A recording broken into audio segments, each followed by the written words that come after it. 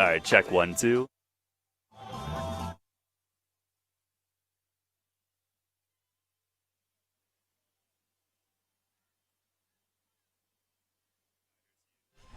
Bad excuse. It's his daughter's 13th birthday. 1, 2, 3. 1, 2, 3. Mic check. Nice to meet you guys. Yeah, nice to meet you.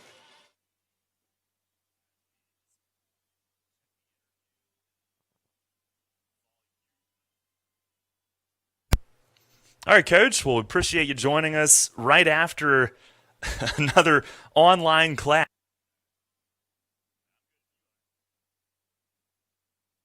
No, I didn't have mine up. Can you hear that? Oh, yeah. Yeah, okay.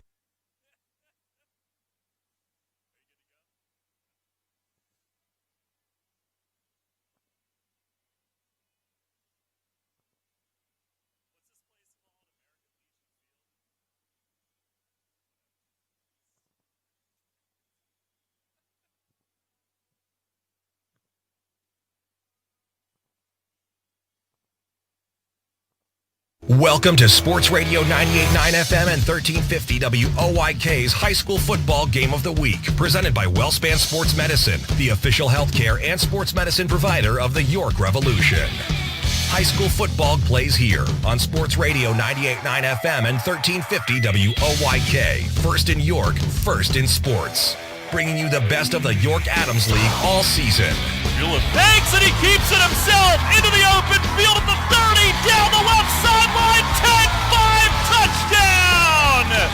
Now let's head out to the action for the Game of the Week, presented by WellSpan Sports Medicine, right here on Sports Radio 98.9 FM and 1350 WOYK, York. Good evening, everyone, from American Legion Field here in Dallastown. Welcome to high school football, presented by WellSpan Sports Medicine. Tonight, Week 2 gets underway in this abbreviated season as the Northeastern Bobcats visit the Dallastown Wildcats. Hi again, everybody. Daryl Henry alongside Gareth Hissong. Welcome to another beautiful early autumn night here in late September from Dallastown. Temperatures as we hit the air are in the upper 60s, 67 degrees, and overnight it'll get into the high 50s, but I don't think it's even going to be as chilly as it was last weekend when we got things started a week ago. And Gareth, here tonight, it's an interesting matchup in this abbreviated season that features only league games. And by the way, side note, we can talk more about this later. We're working on adding a couple Saturday games so that our season isn't quite so abbreviated. But for Northeastern, they're coming off a disappointing loss in Week 1. For Dallastown, this is essentially their Week 1 because their game against Southwestern had to be rescheduled to November so that Southwestern could get enough practices in before playing their first game. So really interesting storylines on both sides here tonight. Yeah, it's very interesting because Northeastern comes in after already playing one game, whereas Dallastown hasn't put anything on film yet for 2020, which makes it difficult for the preparation of the visiting Northeastern Bobcats. But if we look at what Northeastern was able to do last week, unfortunately losing to Spring Grove in a 31-14 contest, really had an issue stopping the run. And that's going to be another test tonight with Dallastown coming out, returning almost all their starters on the offensive front. They have a lot of talent, lightning and thunder in the backfield. Quarterback has some experience. Last year, Dallastown was a young team. They struggled, only getting 2 wins. And head coach Ron Miller, here in his third year at Dallastown, after spending 9 years at West York and having a lot of success there at West York, he's looking to turn things around. He thinks that last year, facing that adversity of a 2-win season, they were really able to build off that and think they're going to get things turned around this year. And it might be that they're going to take it out through the running game and take that out on the Bobcats, see if the Bobcats can keep up on the scoreboard. They have a lot of talent. The names like Gersil Robinson at wide receiver, Caden Hamilton at wide receiver. Caden Hamilton, 23 catches, 289 yards, 3 touchdowns last year. Jackson Burnham, the tight end for Northeastern Bobcats. He's an incredible football player, one of those utility guys that can do a lot of things for this team. And then, of course, Manny Capo in the backfield has just about, you name it, for a career record at Northeastern, and he holds it in the backfield. Unfortunately, their line is a little bit younger, and that's going to be where the real test comes up against that strong Wildcat defense. This is the Flying Feet Sports Shoes pregame show, and Gareth, is that the biggest factor tonight? Because Dallastown is still young, but up front they are big, and that might be their best unit. Like you said, Northeastern up front, that's kind of where a lot of the transition is taking place. Right, and we talked and we saw last week in the 2 games that we covered is with the abbreviated season and the abbreviated preparations, which teams are going to have those guys that they return, that whether they're older or really just who has the most playing experience, who is returning guys that have had valuable playing time and will be able to translate that and have a fast start here in 2020. And we saw that in both cases of our games last week with Central and York Suburban being able to turn that into successes. So, right, I think we'll see that again tonight with Dallastown and that experienced offensive front. Like I said, they were young last year. So the Bobcats, young up front, but a lot of experience in the skilled positions. Dallastown also, senior quarterback Andrew Jones, a lefty who they like to get out and have him run a little bit. Northeastern had a battle between juniors Dalton Moyer and Nate Toomey to replace the graduated Zach Sanderson, who's now at Clarion. Toomey to start last week. Moyer came in, though, had a bunch of playing time, and he will get the start here tonight. It's a beautiful fall evening here in Dallastown, and with the numbers that are in the stadium as far as participants go, on top of that, they will permit 50 fans in here, limiting it to senior parents. And I do see others who have lawn chairs around the perimeter fencing by the parking lot, trying to get their best vantage point of this game. And Gareth, a shout out to Josh Luckenball, the assistant athletic director, and his staff. They got us a good seat. We're basically in the left end zone, but we're in the bleachers and an elevated view of the field. So we're coming to you from the corner of the bleachers here at Dallastown tonight. Can't complain. It's awesome to be in here. It's great just to have a seat inside the stadium, and we talked about it last week. We were able to get things off without a hitch. I mean, other than you throwing a full Coca-Cola bottle at me and your alarm going off during the interview, blasting my ear. But other than that, everything went off without a hitch. We have a table set up, a fold-out table up here in the stands, and plenty of room to ourselves. It feels like VIP. And I can't wait to see what shenanigans I might cause here tonight. But coming up on our pregame, always a journey, Daryl. Always a journey. Yeah, never know what might come our way. But coming up on our pregame show, we've got our coaches' interviews brought to you by Kochman Kunkel Insurance Group. We'll hear from both head coaches in our upcoming segments. Gareth will have player intros coming up. We'll look around the league as well. Week 2 gets started here tonight, and we are in Dallastown. Wildcats hosting the Bobcats. We'll have it for you right here on Sports Radio 98.9 FM and 1350 WOYK. Sports injury? Walk into WellSpan Urgent Orthopedics for immediate care. No appointment is ever needed. Our orthopedic and sports medicine specialists are here to treat you. Visit wellspan.org/urgent orthopedics today for hours at our York and Hanover locations. Which is better? Getting the perfect set, the perfect approach, and powering through the ball with the perfect hit? Or reading the hitter, moving to the ball, and making the perfect dig? Flying Feet knows the answer. It all depends on which side of the net you're on. Flying Feet. Flying Feet Sports Shoes is Central PA's home court for volleyball, featuring the names that know the game, including Asics and Mizuno. Flying Feet offers volleyball spandex and shorts and the best selection of knee pads around. And Flying Feet is your ankle support connection, featuring Active Ankle, Ultra Ankle, and Zamps, providing engineered precision support. And because volleyball isn't just for the gym, Flying Feet carries a great selection of indoor and outdoor balls and sand socks for working it out on the beach or in the backyard. Flying Feet Sports Shoes, the sportswear specialty store without specialty store prices. Flying Feet. 1511 Melrose Avenue, just off exit 18 of I-83, next to Battery Warehouse. Football season is heating up, and so is the home buying market at Integrity First Home Buyers. We're a local family-owned business that's been buying homes in Central PA for over 14 years with an A-plus Better Business Bureau rating. We buy homes for cash, no fees, no commissions, no hassles. As is, any condition, no inspections, no repairs. And we'll close on your timeline as quickly as 7 days or as long as you may need. We help people find solutions no matter the situation, and we'll get you a fair, fast, and local cash offer in just 24 hours. Learn more at IntegrityFirstHomeBuyers.com. That's IntegrityFirstHomeBuyers.com. Or call 717-470-8369. That's Integrity First Home Buyers at 717-470-8369. Welcome to PA Virtual Charter School, the top performing cyber school in Pennsylvania. PA Virtual is tuition free, online, home-based public school available to students in grades K through 12. Students participate in live online classes with teachers and students from across the state. PA Virtual offers flexible scheduling and local field trips for children to learn, play, and grow.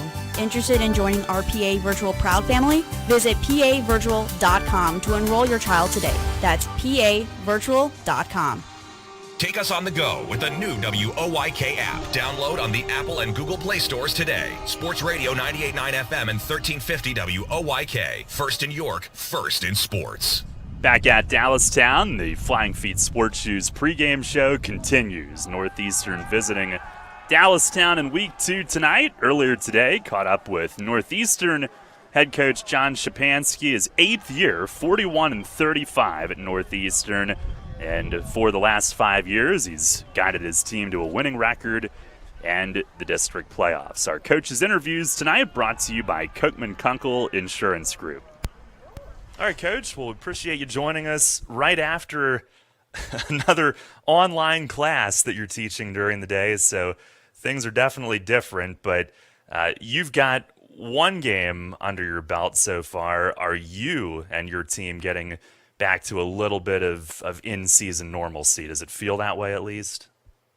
Yeah, I'd say that, it's as normal as it can be. Last week was certainly different for everybody. But now we're going into this week. We kind of have the expectations of what the game setting is going to be like. So it's, we don't have to worry about too many other distractions on things. We kind of have the gist of how things work now. So hopefully we can get into a routine here and play well tonight.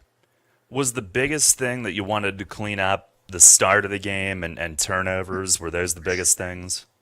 Yeah, certainly. We put the ball on the ground 5 times last week, and and anytime you do that, it makes it very difficult to win. So certainly we got to clean up our own mistakes, if we want to have a positive outcome going forward. When you have a game like that, is it drill work and practice? Do you look at film to see how and where it happened? Combination? Yeah, it's a little bit of both.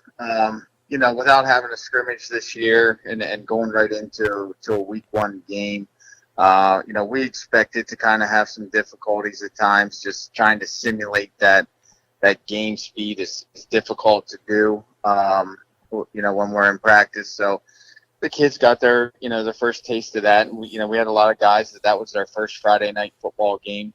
So now they hopefully have that expectation of how fast another varsity team is going to be coming at them. So, we worked on it hard this week, tried to, fix as many mistakes as possible, and hopefully we can go out tonight and execute.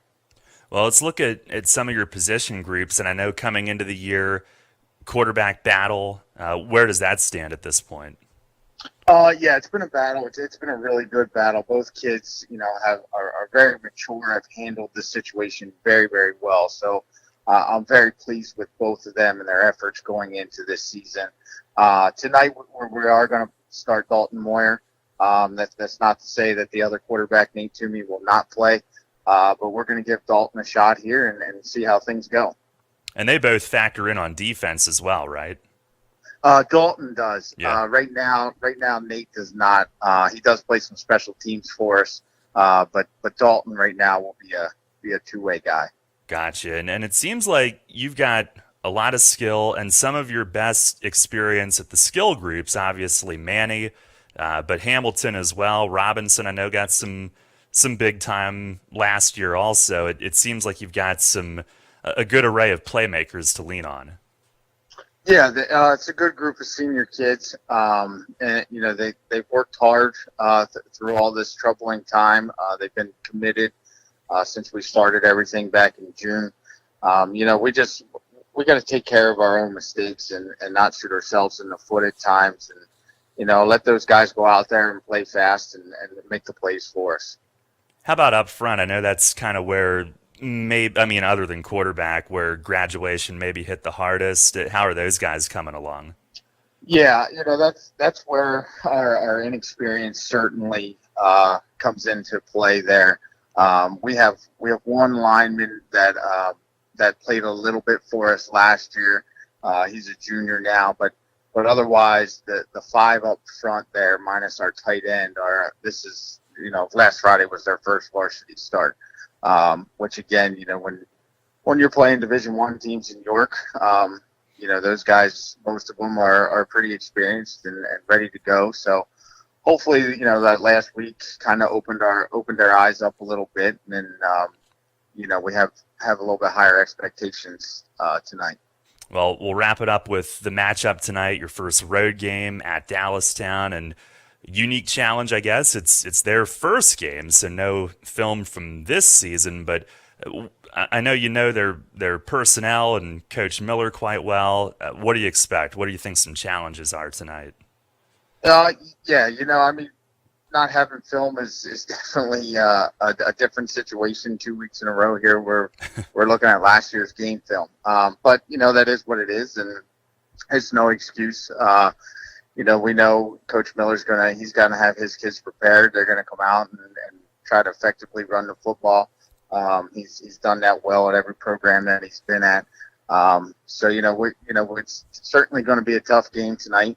We got to limit our mistakes and make some plays when we have the opportunity. Coach, we appreciate it as always. Great to be back with you, and looking forward to the game tonight. Thanks. I appreciate the time.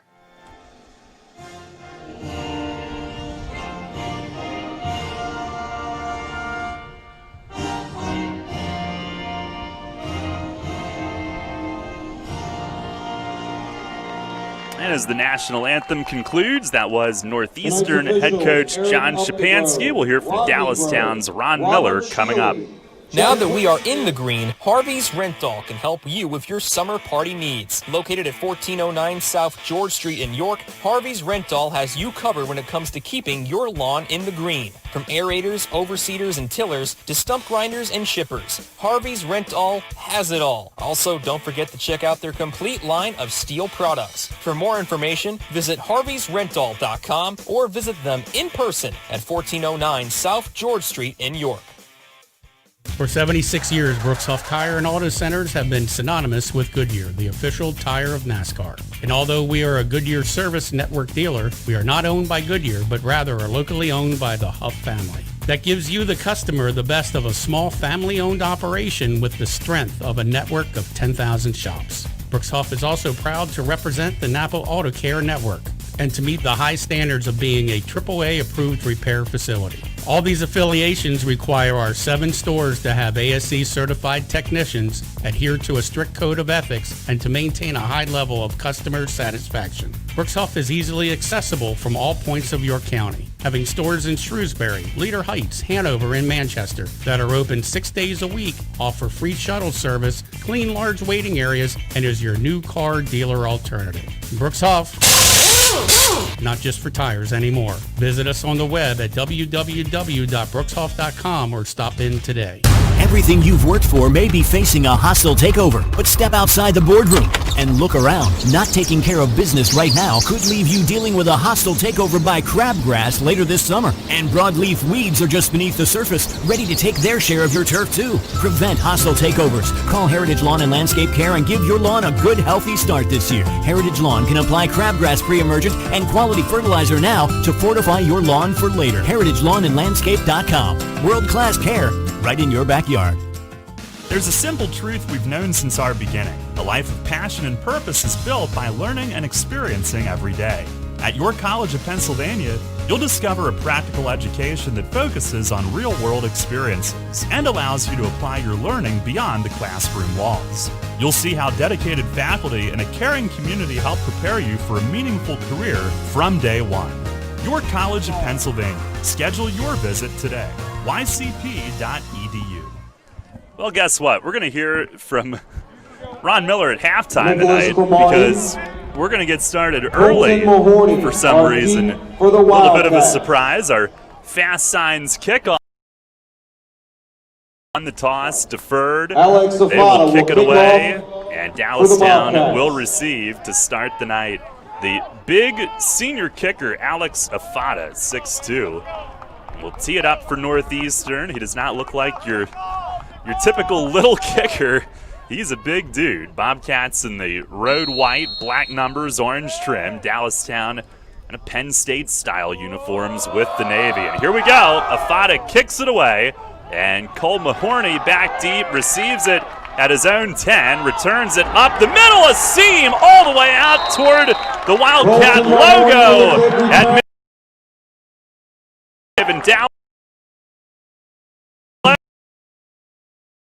Season, a kick return gives him great field position to start the night.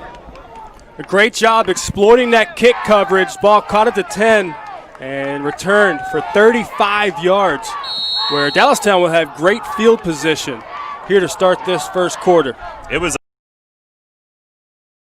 Gareth will have our intros brought to you by State Farm agent Trish Hauser, and Andrew Jones under center. Quarterback keep straight ahead, pushes out toward midfield, and picks up first play. The starting lineup for Dallastown Wildcats on offense. The offensive front, Ryan Snyder, Cody LaRue, Seth Miller, Connie DeHoff, and Ethan Vargas. They hurry to the line. Yeah, they are quick. Jones slips it off, an inside handoff, and into a crowd. The handoff is to Vinny Jones. That was Vinny Jones' first touch of the night, and he manages to force his way down near the Northeastern 45. 46 perhaps. It'll be a 3rd and 1. Good job getting chunk plays on the first and second down, make it 3rd and manageable. And Jones hands off. Here is Vinny Jones on an off tackle right, and he's got the first down up across the 45. They'll mark him at the 43. Wildcats a 3rd down conversion on their first series. Great start for this opening possession. Alex Tejada with the tackle. To finish up the starters on offense at quarterback, Andrew Jones, running backs, Vinny Jones, Colton Mahorny. Gone tempo, and Mahorny is swallowed up and spun down in the backfield. Jackson Burnham, the defensive end, wraps him up and wrestles him down. That'll drop him back to the 46, a loss of 3. Remember that name, Jackson Burnham. You'll hear it a lot tonight. Here's Andrew Jones, handoff. Mahorny sweeping left side, cuts it up at the numbers, stiff arm to the 30, and yanked out of bounds by Adam Stottbauer. It is a first down across the 30 of Northeastern, and Mahorny breaks one for another Dallastown first. He gets the edge and then just turns on the jets. First down, and down, driving in Northeastern territory. That's a gain of 19. Now a push straight ahead on the QB keep. Andrew Jones muscles his way ahead to the 20. Picks up another 7. Dallastown, the spread offense, and they like to create running lanes with that, and they're going tempo on this first possession. Here's Mahorny trying to get to the left edge, and he got hit thigh high as off to Mahorny. Owen Will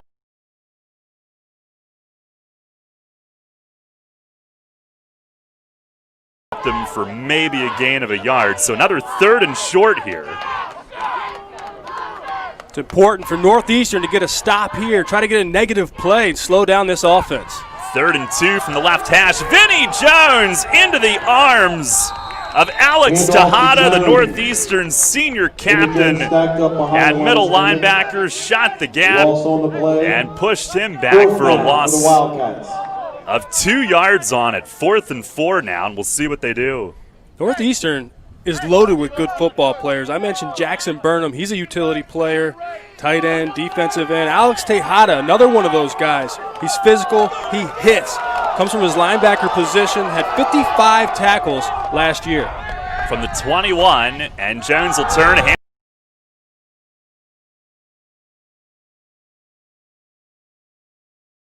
15 as he pushed his way behind the left side of the line down to the 14-yard line and picks up 7 for the conversion. And the Wildcats continue to march now inside the red zone. Coming toward us in the corner, here goes Jones lumbering forward again. This time was hit quickly and dropped for maybe a 1-yard pickup, if that. Stockbauer on the tackle. Stockbauer in there for Northeastern. They'll give him a yard, 2nd and 9. Jones, big fella. This time it's Mahorny who bursts ahead behind left guard. And inside the 10 is Caden Hamilton yanks him down the corner. Down to the 8. And a 3rd and 4 coming up. Robinson and Hamilton. Down to the 8. It's a 3rd and 4. 8 minutes, 13 seconds remaining here in the first quarter. This has to be 4-down territory. All running plays so far. Here goes Vinnie Jones lumbering forward, stretching a first down as he reaches for the 2. And that's where they'll mark him. Gain of 6. Wildcats' 4th first down. They are marching, and here's Jones. The quarterback stretches for the goal line, and they mark him inches short. Inside the 1. And quickly now Burnham crawling back onside, quickly to the line. Jones again, pushed from behind, quarterback. A flag thrown on the far side. It is offside on Northeastern defensively. This is kick return, march it. The final 55. Nope. Dead ball before the snap. Never mind. Encroachment, half the distance means a few inches. And Dallastown will load up and try to finish this drive again. The help here on this drive, but we'll talk a little bit more about their tempo, but they are right back to the line. And now we have another flag. Some early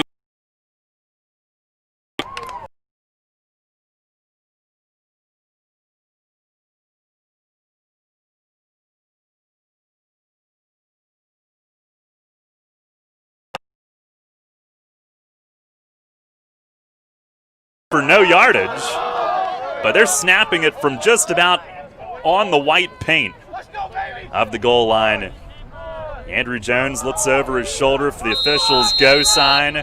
Under center, calls for it, takes the snap, drives his legs straight ahead. Another flag thrown. He is in, says the side judge, but for the first time it's going to go on Dallastown. Illegal motion. And Northeastern finally gets a chance to catch their breath. This will back them up 5. And back to the tempo and the pace of this hurry-up offense. They don't even look to the side. They go no huddle. They're back to the line. Don't even look to the sideline for the play. So from the 5+ some inches, here's a handoff, and Vinnie Jones got tripped up in the backfield for a loss. Northeastern Owen Wilhide cutting in there to trip him up. Loss of 1. It's amazing that those penalties against the defense have really actually benefited them. Now Andrew Jones, 3rd and goal to go. He's going to sweep to the right, stutter step, and put the move on one would-be tackler. Still trying to get to the far sideline, and eventually stood up and brought down back at the 10. He tried to shake Malik Baxter out of his jock, who makes the start at corner tonight, but Baxter strung him out and had some help over on the wide side of the field. Great job defensively. Coming up, it's Manny Capote to turn in the runner, force him go east and west, and then great team defense flowing to the football. 4th down, Jones scrambles left, throws it up, end zone, touchdown! On 4th and goal from the 9-yard sideline. Touchdown, Dallastown. Gavin Wentz was all alone in the end zone. One of his teammates going for the ball almost tackled him. But Wentz hangs on, and the Dallastown Wildcats, what a first drive of their season as they go all the way downfield and strike first tonight. Superb job by quarterback Andrew Jones, able to buy time, create in the backfield, and then puts a great touch pass in the back of the end zone for 6. They're going to go for 2. Spotted from the 3, left hash. They'll send Mahorny in motion, left to right. And Jones is going to roll that way. Throws on the run. He's got the 2-point conversion. Colton Mahorny open in the front of the end zone this time. 6:20 down out to an 8-0 lead. And what a first drive of a season. And the first pass was the touchdown pass. Great job on execution here on this opening possession for the Dallastown Wildcats. And we see, switching to that high-tempo, no-huddle offense, what it does in putting the defense in a compromised position. And that's going to be tough to prepare for week in and week out for the opposing defenses. 16 plays, 15 runs. They went 55 yards, took 5:40 off the clock. And it's 8-0. That's the longest high school drive I can remember, and it only went 55 yards. Right, and it was very much of a first and second down, get some chunk yardage, get to third and manageable. Did a great job of using all their downs and stacking successful play on successful play. Colton Mahorny will do the kicking honors tonight. Mitchell Grode not here this evening. He is getting D1 offers from Fordham as a punter, outstanding kicker punter, but Mahorny will fill in tonight. A high end-over-end kick. It lands at the 15, and on a hop, Gersel Robinson's got it, trying to run to the left side of the field toward the sideline, and wrapped up and brought down. Tackle made near the 30 by Drayden Lloyd on the Dallastown special teams. So Northeastern, Gareth, last week they fumbled in their first possession and fell behind. Tonight they defer, kick it away, fall behind defensively, and now look for a big early response. They'll have to get off to a very fast start in order to compete in this game. We saw the Wildcats already did that, but more important for Northeastern to do that on offense. Dalton Moyer under center, couple backs behind him. He'll hand it off to Capeau, little stutter step action, and zigzags his way straight up the middle from the 25 where they started, not the 30. And Capeau will work his way out across the 30, mark him at the 33, gains 8 on his first touch. As we take a look at this offense coming out up front, the starters on the line from left tackle to right tackle go Garrett Schultz, Mason Morgan, Seth Walters, Levy Zork, and Jaden Bush.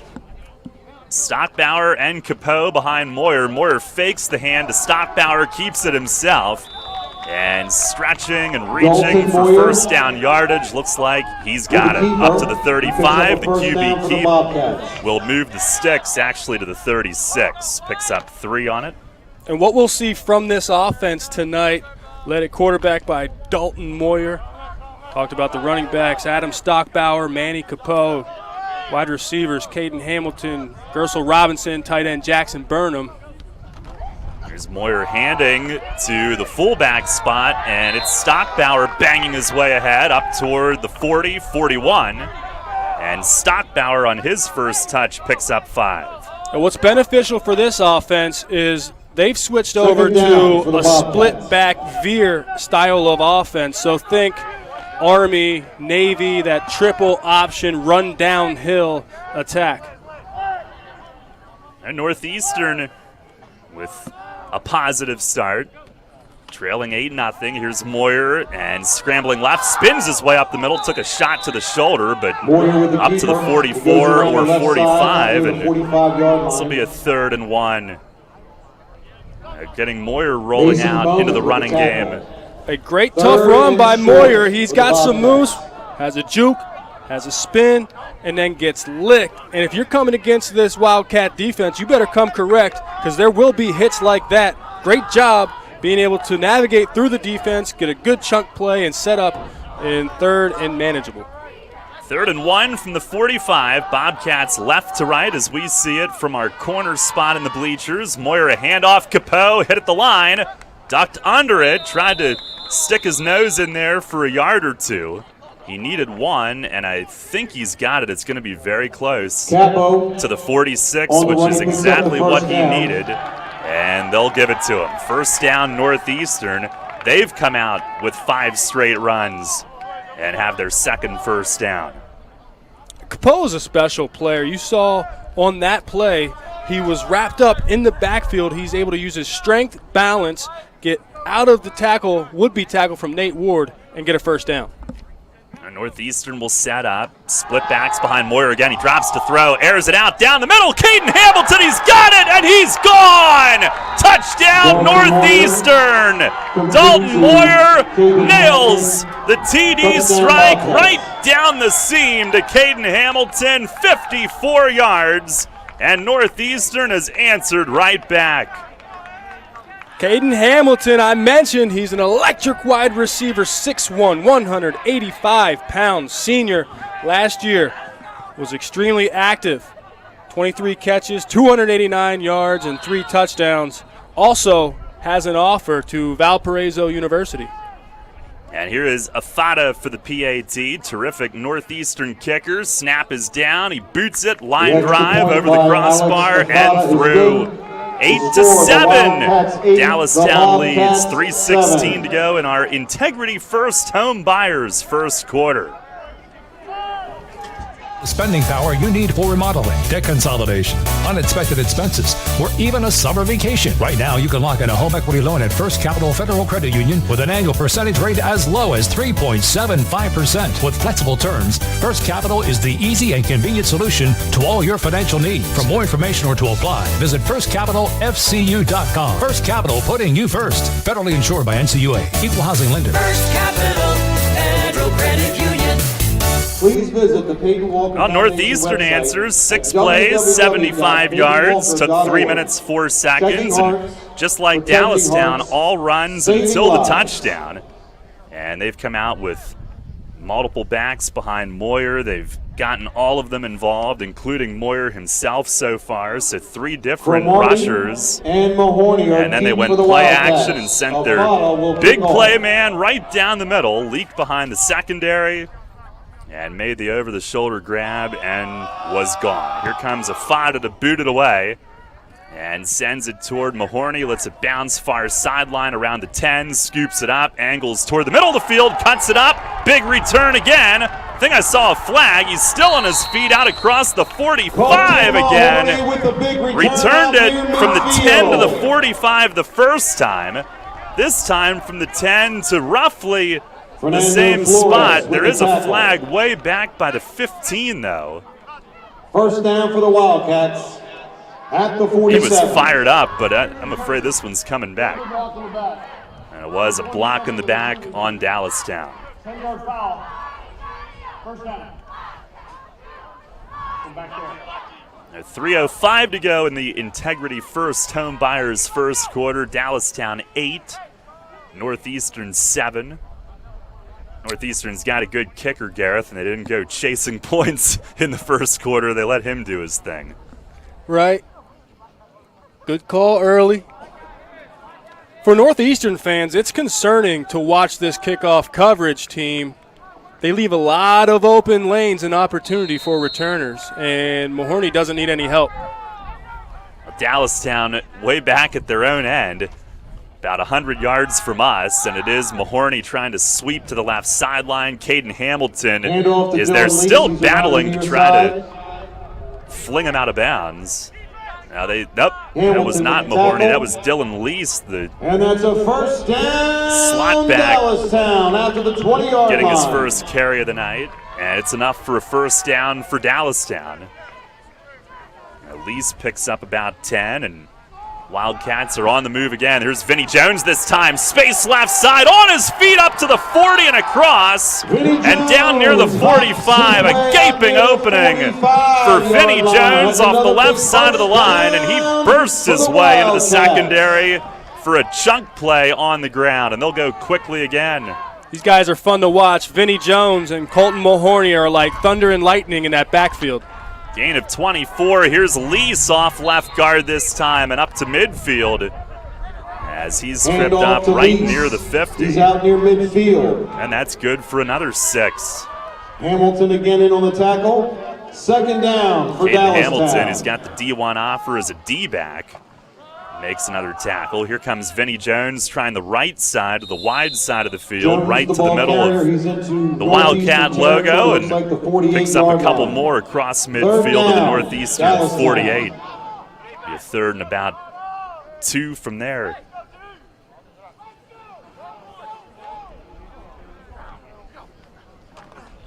And on third and short, here's Lease this time. Some space behind that left side of the line again. He's down and up to the 40 and down at the 39. It's another Dallastown first down. They're 7th already. Hamilton. And we have a stoppage for in on the tackle. Alex Tejada, who's slow to get up for Northeastern. He's going to take a seat on the field as they tend to him. Now we'll take a very quick break. 1:51 to go, first quarter. Dallastown moving up 8-7. At Donegal, we understand there are many costs associated with running a business. That's why Donegal works with you to provide quality insurance products based on your business needs, and why we deliver that insurance at a price to fit your budget. Call your local independent Donegal agent today and discover why, when it comes to insurance for your business, Donegal is a better value. Contact Kochman Kunkel Insurance at 717-854-0300 or stop in at 3217 East Market Street, York. Locally owned and operated by Pam and Rudy Kochman. Kochman Kunkel Insurance. There's only one place for local high school sports. Sports Radio 1350. Back at Dallastown, still working on Tejada, who's on his back. That is not a guy that Northeastern can afford to lose. 1:51 to go here.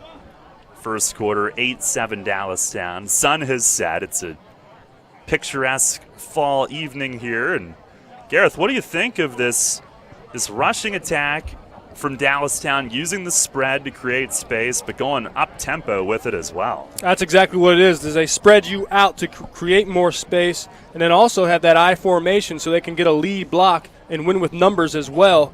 But it's impressive. It's very impressive. As you see, Vinnie Jones is the lead fullback. Do you still have me? I lost your mic. I don't know what happened. we might need another break to fix that. No, we're back. We're plugged in. Okay. All right. We're plugged in. I was very nervous there for a second.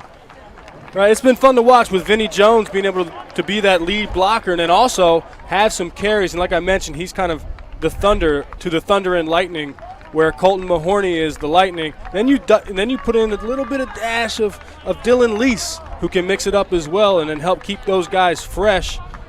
And we see how impressive and fun it is to watch those guys they have in the stables run free.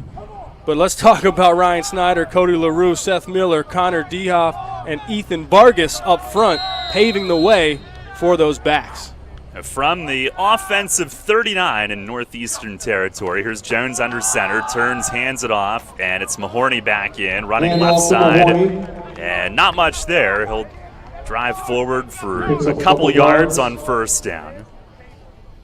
The first drive was 16 plays, 15 runs. This one so far, 5 plays, all runs. Gain of 2 for Mahorny that time, 2nd and 8. And they'll send the 6'4 receiver Connor Schumann in motion, left to right. Handoff to Lease up the middle this time. He's got some burst up near the 30. He goes up the middle down near the 30-yard line. I believe that was Caden Hamilton again who tackled him. Very active defensively, but that means these rushers are getting into the secondary. And 3rd and short from the 31, and that's a first down. Tough running for Dallas. Runner in his 20. Yeah, these guys are fun to watch, and you know the excitement and intensity of head coach Ron Miller. You see it coming out in a fast start for the Wildcats. From the 21, Mahorny this time trying to battle his way to the left sideline, still going, second effort inside the 15, and Baxter pushes him out at the 12 is where they'll spot it. Now a 2nd and 1. Mahorny again has his way, picks up 9. 2nd and 1 from the 12, and this is Lease banging his way straight ahead. First down again, down to the 9-yard line, picks up 3 more. All of a sudden, it's a 3-man running attack. Jackson Burnham made that stop. 1st and goal from the 8, and Jones hands it off. Here's Mahorny. And he ran over a would-be tackler inside the 5. Northeastern saying the ball came out. Gersel Robinson comes running away, celebrating, pointing the other direction inside the 5-yard line, and the officials agree. And Dallastown on the fumble turnover will give it away with 9 seconds left in the first quarter, and this promising drive comes apart. Inside their own 5-yard line.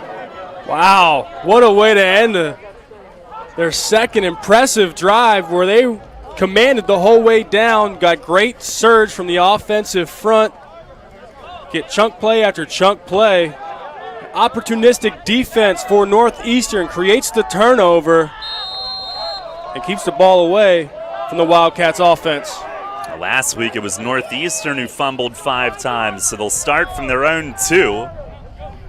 Down 8-7, Moyer hands off, and Capeau off left guard, cuts into the open field to the 20, down the left sideline, 30, foot race to the 40, and they finally catch him from behind, up toward midfield and across, and Manny Capeau gets them right out of their own territory to end the first quarter. However, there is a flag on the field up near the 40-yard line. Again, you see how special Manny Capeau is out of the backfield for the Northeastern Bobcats. Give him a little bit of daylight, and he could break it loose. Personal foul, unnecessary roughness. Number 54 of the defense. Well, 15 yards tacked on again. Dallastown will have 15 tacked on at the end of the play. Michael Prisco called for the personal foul, and what a play from Capeau. And this should end the first quarter. There's a second left. I believe they'll wind the clock, and that'll do it.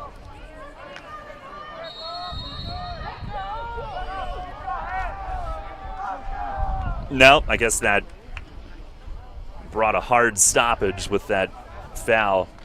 He might have been out of bounds. We're all the way here in the corner as well. But the run and the 15 puts him at the Dallastown 33, final play of the first quarter. Moyer hands it off, and Stockbauer is met right away, right at the line. I believe that was Prisco looking for some redemption. It was. He hit him right at the line. Prisco smothered in the backfield. Oh, that was actually 64, Hunter Bisking, rather than 54. Well, it's Dallastown 8, Northeastern 7 at the end of a quarter. Second quarter from Dallastown is coming up. Today it seems everybody is offering a discount on car insurance, but at what price? Reduced protection, impersonal service. At State Farm, you can earn discounts and still get full service and dependable protection. From the world's largest car insurer, see me, Trish Hauser, 1865 Susquehanna Trail North, York, for the State Farm multiple line discount. With State Farm, you get an agent you can depend on and an insurance company you can trust. For the details on State Farm's multiple line discount, see me, Trish Hauser. Tuesday, September 29th is National Coffee Day. Celebrate by having a free cup of Maple Donuts world-famous coffee at any of their locations. While you're there, try one of their Caramel Devil's Food Donuts or scrumptious Cinnamon Oreo Cinnamon Buns. And take some along for friends and family.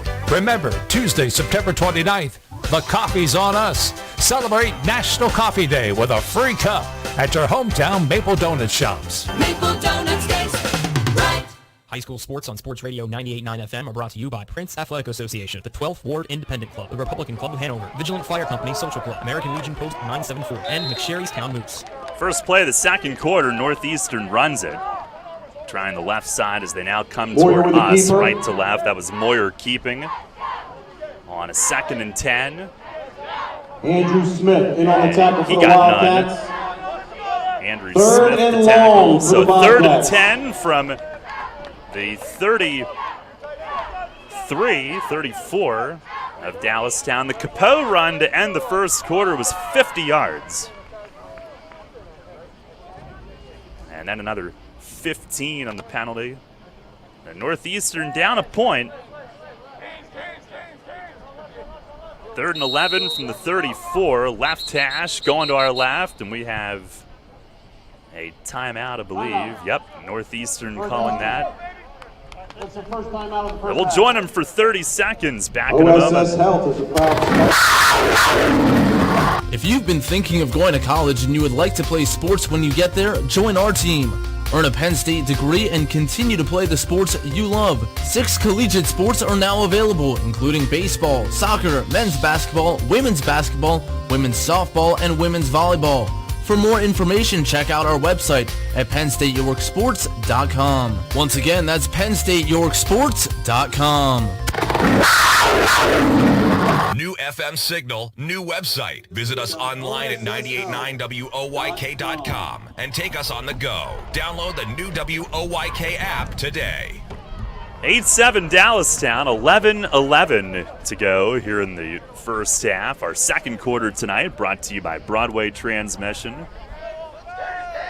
And Northeastern, a timeout taken, 3rd and 11 from the 34 as they come toward our corner here by the left end zone. And Moyer under center. Wildcats showed blitz. He's back to throw. And being flushed to his right, airs it out down the sideline. Nobody there. It's incomplete. A flag is thrown, though. Caden Hamilton was downfield way inside the 10. The throw was going to be well short of him. But I think the Dallastown corner trying to get back toward the ball inadvertently shoved him down. And Northeastern's going to get the call, I think. Nope, Northeastern's being backed up. I mean, it was not going to be catchable where it was thrown. It looks like the Bobcats are being marched backward instead.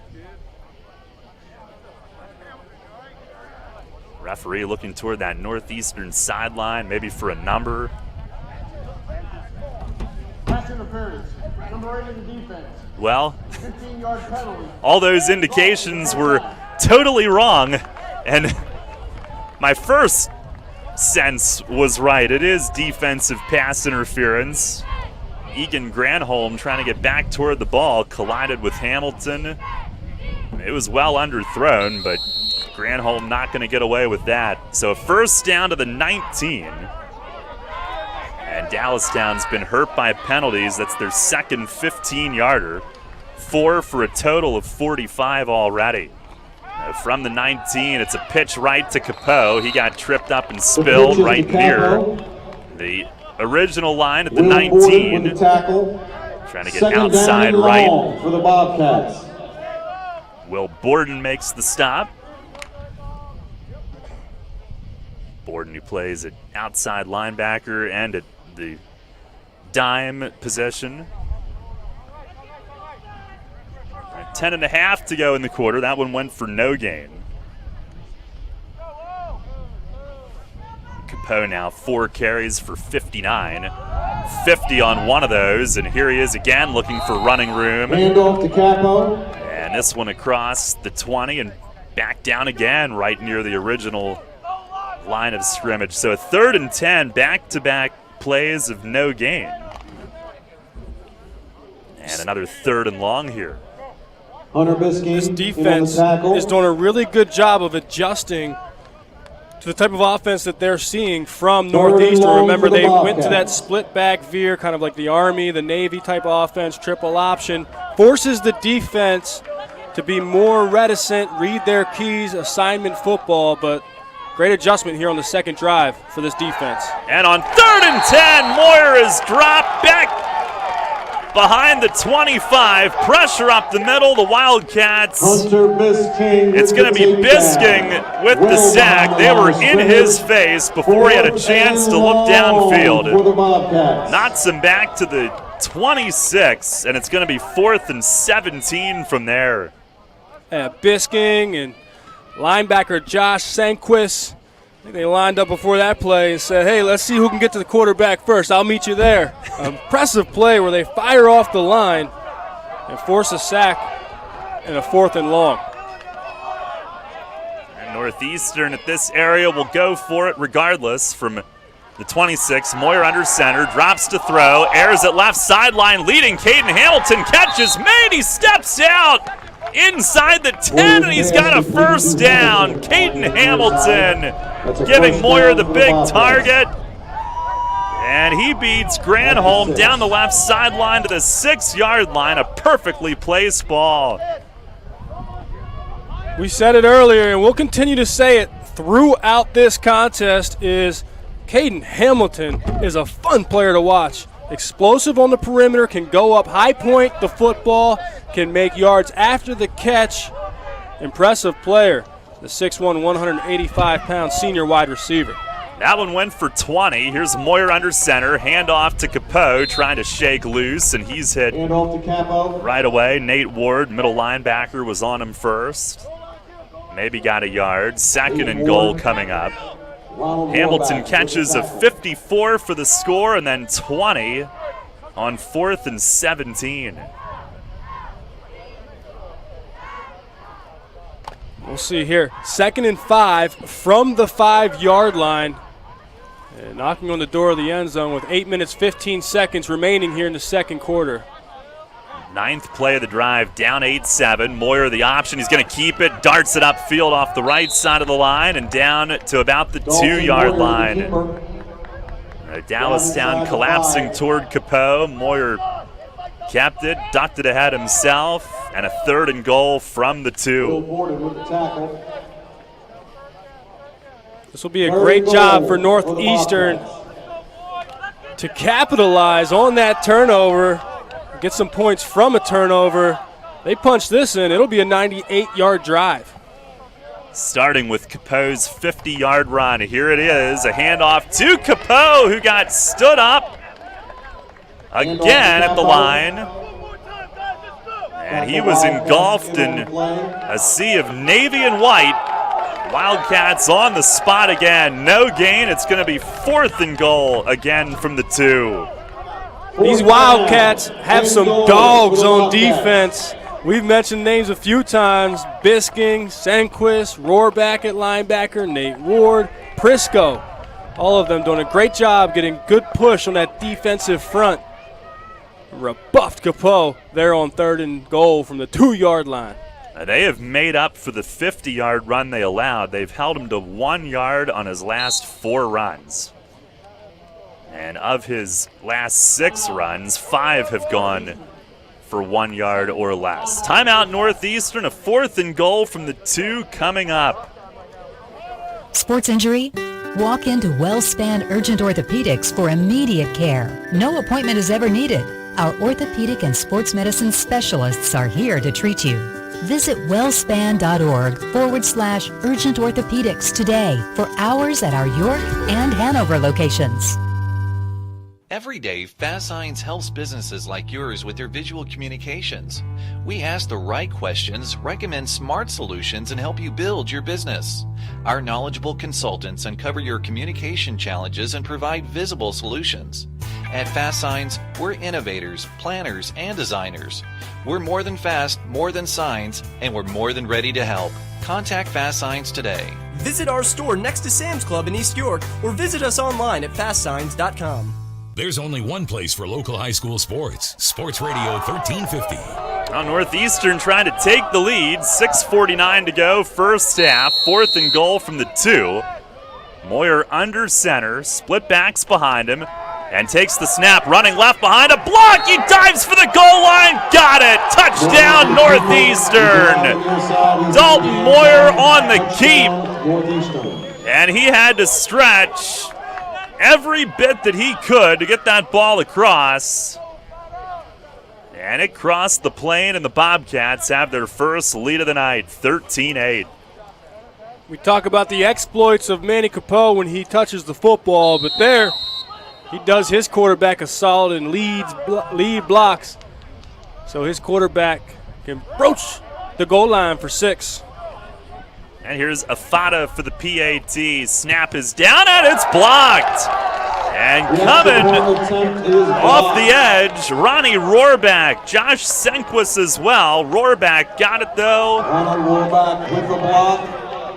And that'll keep the lead at 5 for Northeastern. The Wildcats 8.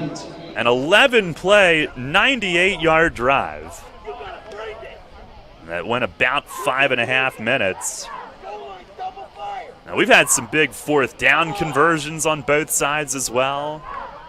Big touchdowns, in fact, on fourth down. Dallastown opened its season with a 16-play drive that ended with a 9-yard touchdown pass. Andrew Jones to Gavin Wentz. And then after Northeastern scored the big strike,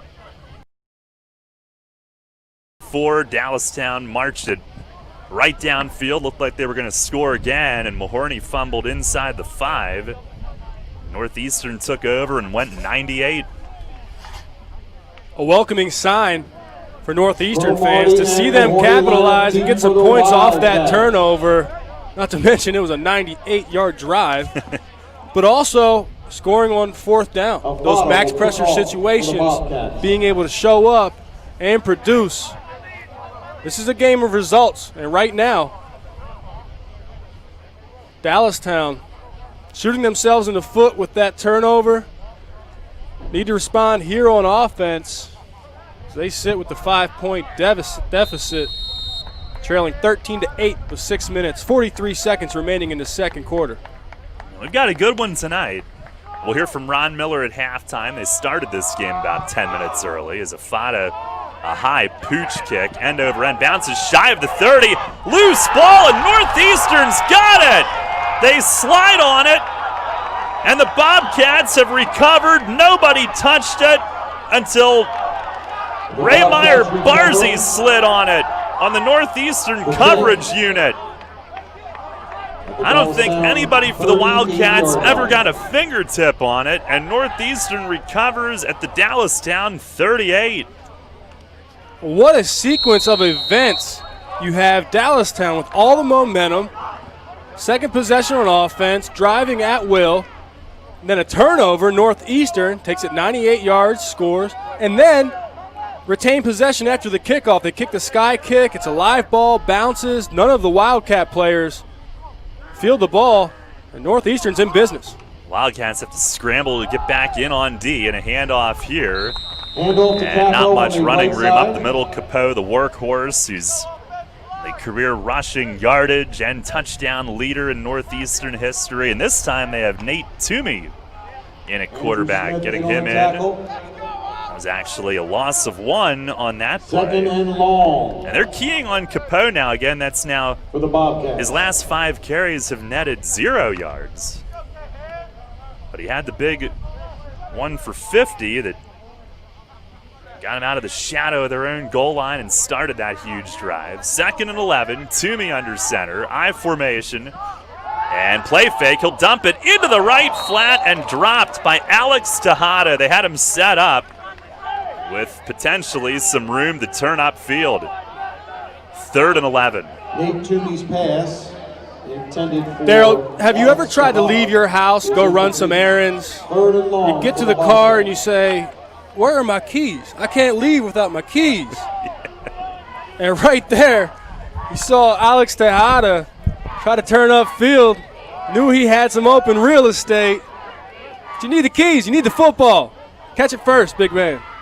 I mean, I do that, Dale. I'll probably do that when I leave here tonight. I knew that was relevant for you. Yeah.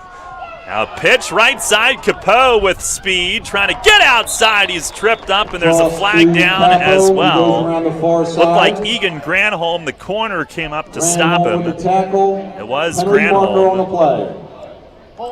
Tried to run to the outside on 3rd and long. It's going to be holding on the offense anyway. As they got Garrett Schultz, the left tackle, whistled. That'll be declined. I was going to finish up my thought earlier about the change in momentum and how things are going for Northeastern, and wanted to talk about the miscues of the turnover, the fumble the Wildcats had, and then giving up possession and not corralling the football in the kickoff, a live ball. Northeastern regains possession. So it's the miscues, it's the mistakes of Dallastown that have kept Northeastern in this game. And that last play went for no gain again. Here's Saeed Sejmenovic to punt. Stands at the Wildcat logo. Good push up the middle, but he got it away. And it lands around the 20 and caroms out along the far sidelines. Dallastown will start in their own end, down 13-8. 5:25 to go in the half. There's a simple truth we've known since our beginning. A life of passion and purpose is built by learning and experiencing every day. At York College of Pennsylvania, you'll discover a practical education that focuses on real-world experiences and allows you to apply your learning beyond the classroom walls. You'll see how dedicated faculty and a caring community help prepare you for a meaningful career from day one. York College of Pennsylvania. Schedule your visit today. ycp.edu. Dallastown from its own 15. Here's Vinny Jones, some hard hitting as he collides with Afada. And momentum pushes him ahead to the 19-yard line, running right side. Vinny with a gain of 4 on 1st down. Nice to see those two big fellas meet. Fullback Vinny Jones and then Tejada. Here's Andrew Jones to throw deep down the right sideline, incomplete. Going for Connor Schumann on the right sideline, fly pattern, step-for-step coverage from Caden Hamilton. Number 1 guarding number 1. For Dallastown. We have a flag down again. Imagine that.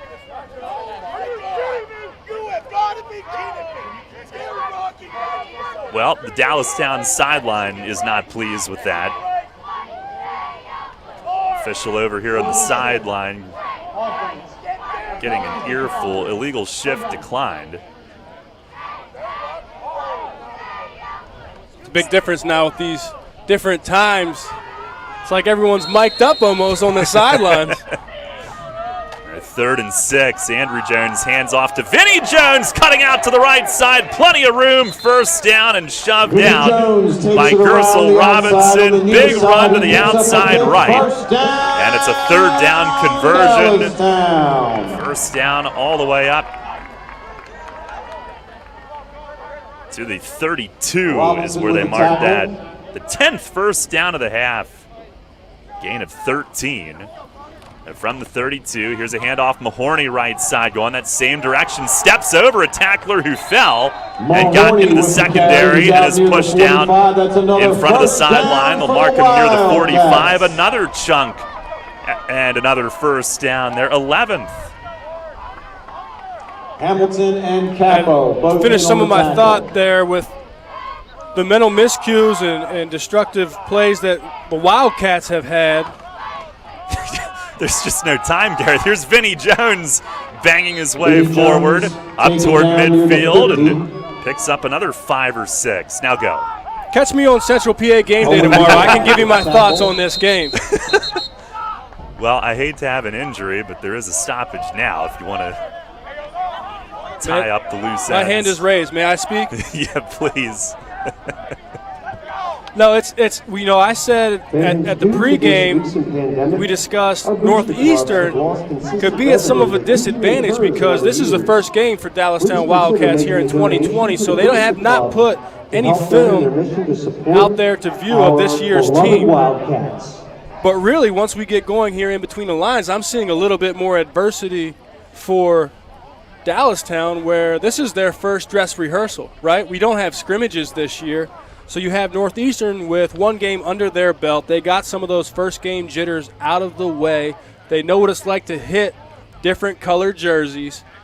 But Dallastown out here for the first time this season in live action, and that's where you see some of those mental miscues, whether it's a fumble, whether it's not recovering a kick on a kickoff, or penalties. That's it. That's my thought. Well, it was earth-shattering, good. Right? You had and me. A little anticlimactic, I guess. You had to be here. I blame Ron Miller's offense for not giving you a chance to. I mean, they are going NASCAR. Hyperspeed. Yep. A 2nd and 5 from the 49. That last one for Vinny went for 5. And here's Andrew Jones. Hands off to Mahorny, going up the middle. Slight angle to the right. He's got a first down across midfield. Down inside the Northeastern 45. They are on the march again.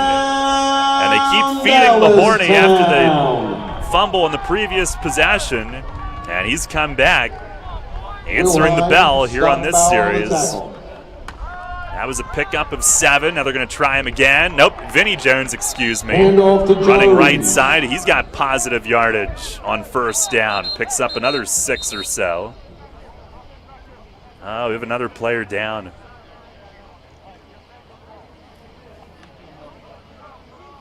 Now we'll take a quick break for a Northeastern. No, that's a Dallastown injury. Saw the white pants. They're calling for Waters, so hopefully a cramp. Now we'll take a quick break. 4:03 to go in the half. Dallastown driving, down 13-8. Serving York for over 50 years, Vito's Pizza. Check out their daily lunch specials Monday through Friday, 11 till 2. 2 slices of pizza and a small soda, only $3.99, or a small sub for only $4.25. Monday night, 2 large cheese pizzas for only $15.99. Tuesday, a large stromboli and large pitcher of soda, just $11.99. Wednesday, a large cheese pizza and large pitcher of soda, just $11.49. Vito's open till midnight, Monday through Thursday till 1 a.m. Fridays and Saturdays. Dine in at 1734 South Queen Street, York, or get carry-out. Call 843-1143. New FM signal, new website. Visit us online at 989WOYK.com and take us on the go. Download the new WOYK app today. Well, that was the ball carrier, Vinny Jones, who evidently cramped up after picking up 4. He has run now 13 times. 2nd and 6 from the 40. Dallastown driving, and Lease back in at tailback. He'll angle it to the wide side left this time, and he's close to first down yardage. Picks up 5. It's going to be 3rd and a yard or less. And quickly to the line. A handoff goes to Mahorny, running behind Lease's block. He's got a first down. Had a good push off the right side of the line and followed that and drove the pile a bit more. Down inside the 30. What we're seeing from West York here is the 22 personnel, where there's 2 tight ends and 2 running backs. 1 wide out, and it's in the I formation. Now Lee's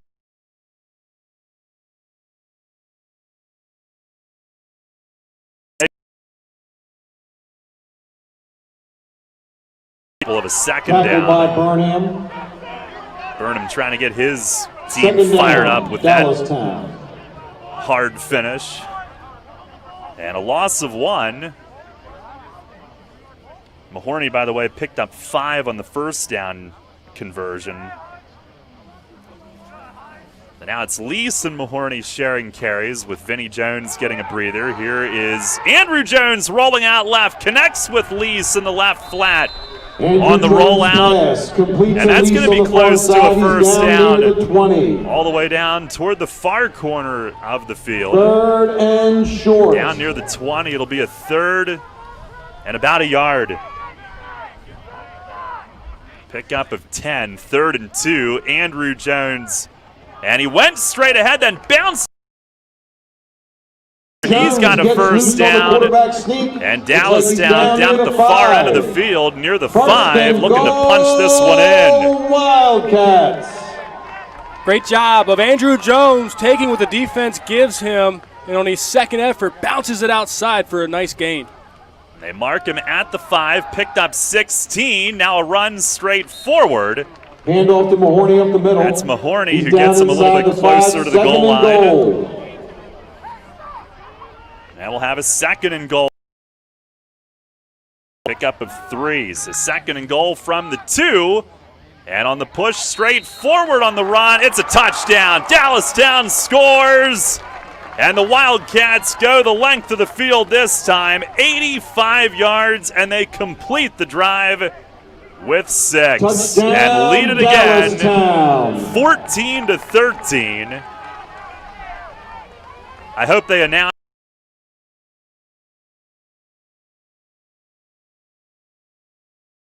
And they have not.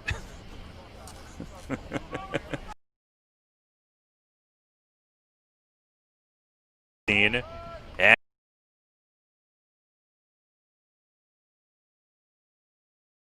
16. The 2-pointer. 2:03 to go here in 14-13. What we see from this offense of the Dallastown Wildcats is they really trust this offensive line. They return 5 starters. You could argue even 6 because some of these guys have started a few games last year, but not only is their offensive line great, but the offensive line coach is also the offensive coordinator, Paul Merrick. He played offensive tackle at Towson University, and the way he's calling plays right now is mixing it up with different guys in their hands, whether it's quarterback Andrew Jones, could be Dylan Lease in the backfield, Colton Mahorny, Vinny Jones, and then he'll sprinkle in some play action. But the tempo, that fast pace, that NASCAR hyper speed that we mentioned is really keeping Northeastern on their heels and allowing a lot of success from this Wildcat offense.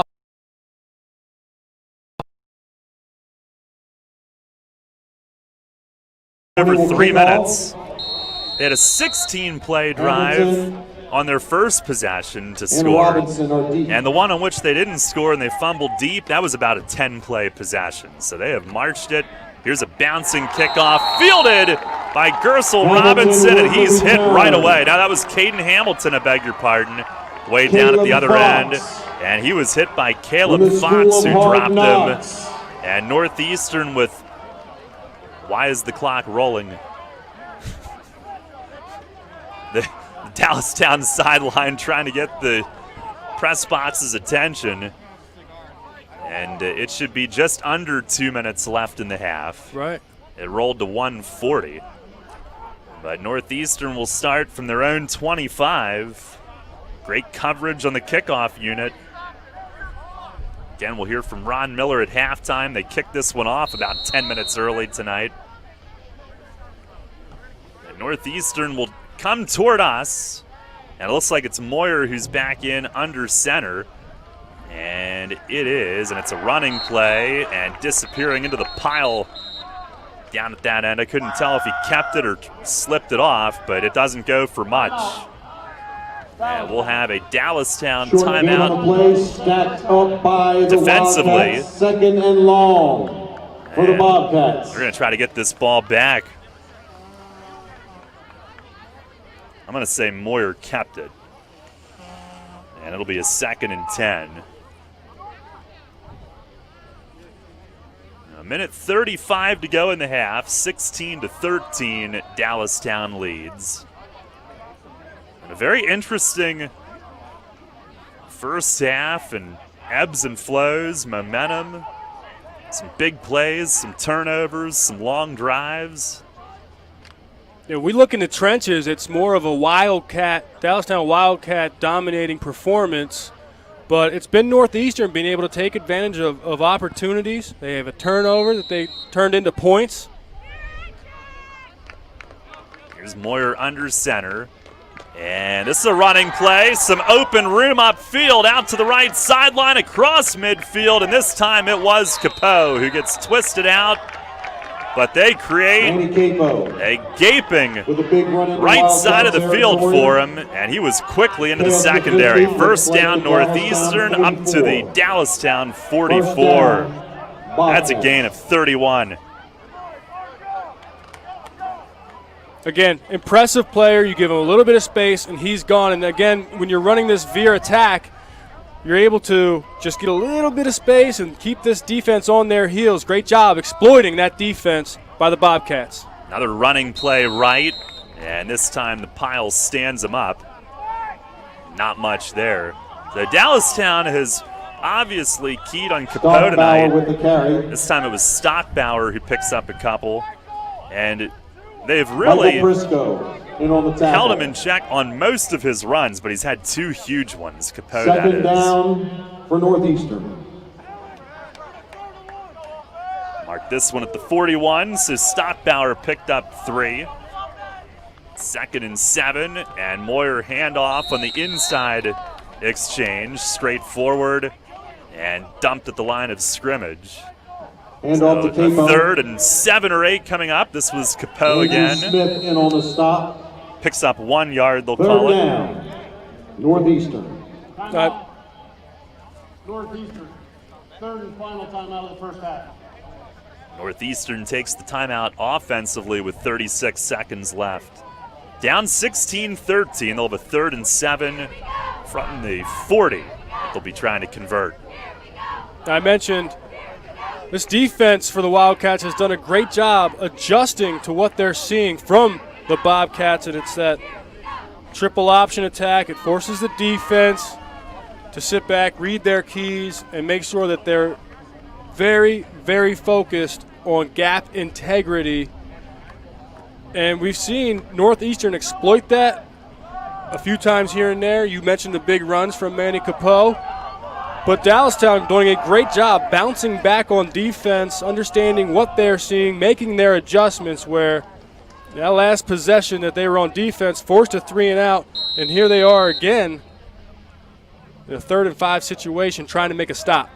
Moyer under center, and he's going to drop to pass. Fires it right side, a little too long for Jackson Burnham, who slid to the sideline and could not reel it in. Would have had first down yardage.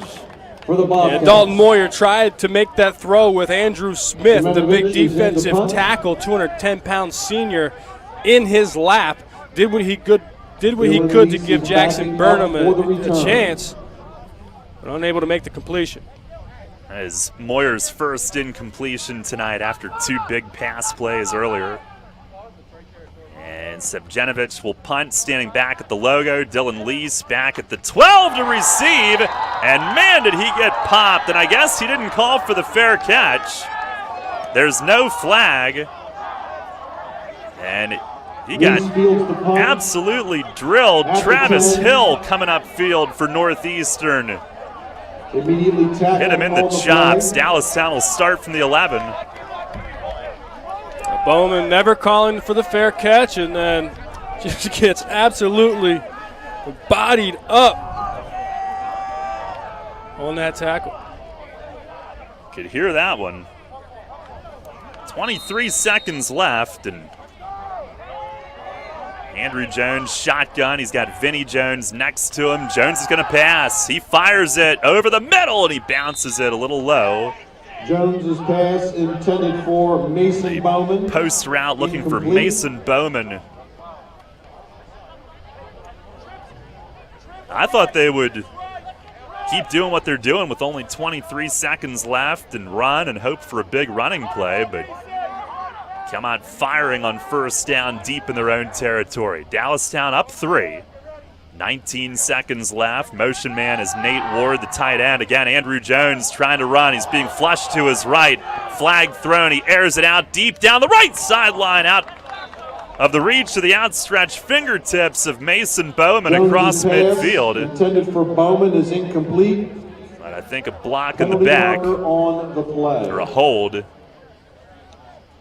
were trying to free up Jones on that pass play. And it was Connor DeHoff, the right guard.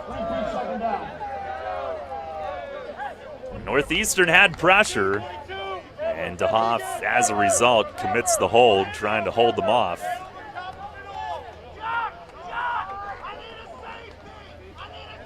It was in the end zone. They'll mark it back at the 1 on the 10-yard penalty. A 3rd and 18, Andrew Jones hands off, and Vinny Jones fighting with all his might to get out of the end zone.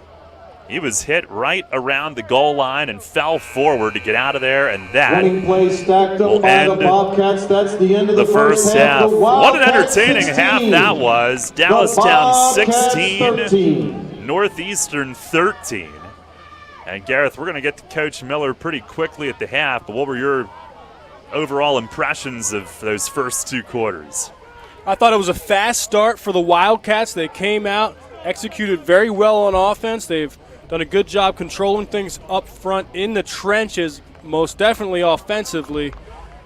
And then you saw Northeastern be opportunistic. They hung in there, they took some punches, and then they threw some punches of their own. And it's really been a slugfest here in the first half. Northeastern at Dallastown. Well, the score at the break, it is Dallastown 16, Northeastern 13. We'll take a timeout. The Vito's Pizza halftime show coming up. Again, we'll hear from Dallastown coach Ron Miller then. You're listening to our Game of the Week presented by WellSpan Sports Medicine on Sports Radio 98.9 FM and 1350 WOYK. Welcome to PA Virtual Charter School, the top-performing cyber school in Pennsylvania. PA Virtual is tuition-free, online, home-based public school available to students in grades K through 12. Students participate in live online classes with teachers and students from across the state. PA Virtual offers flexible scheduling and local field trips for children to learn, play, and grow. Interested in joining our PA Virtual Proud family? Visit pavirtual.com to enroll your child today. That's pavirtual.com. York's home for the NFL. Sports Radio 98.9 FM and 1350 WOYK. York. When you work with an independent insurance agent, you put the power of choice to work for you. Independent agents know several companies and their coverages, which means more options. And because companies like Donegal Insurance Group use the independent agent system, you not only get quality insurance, you also save money. The independent insurance agent system.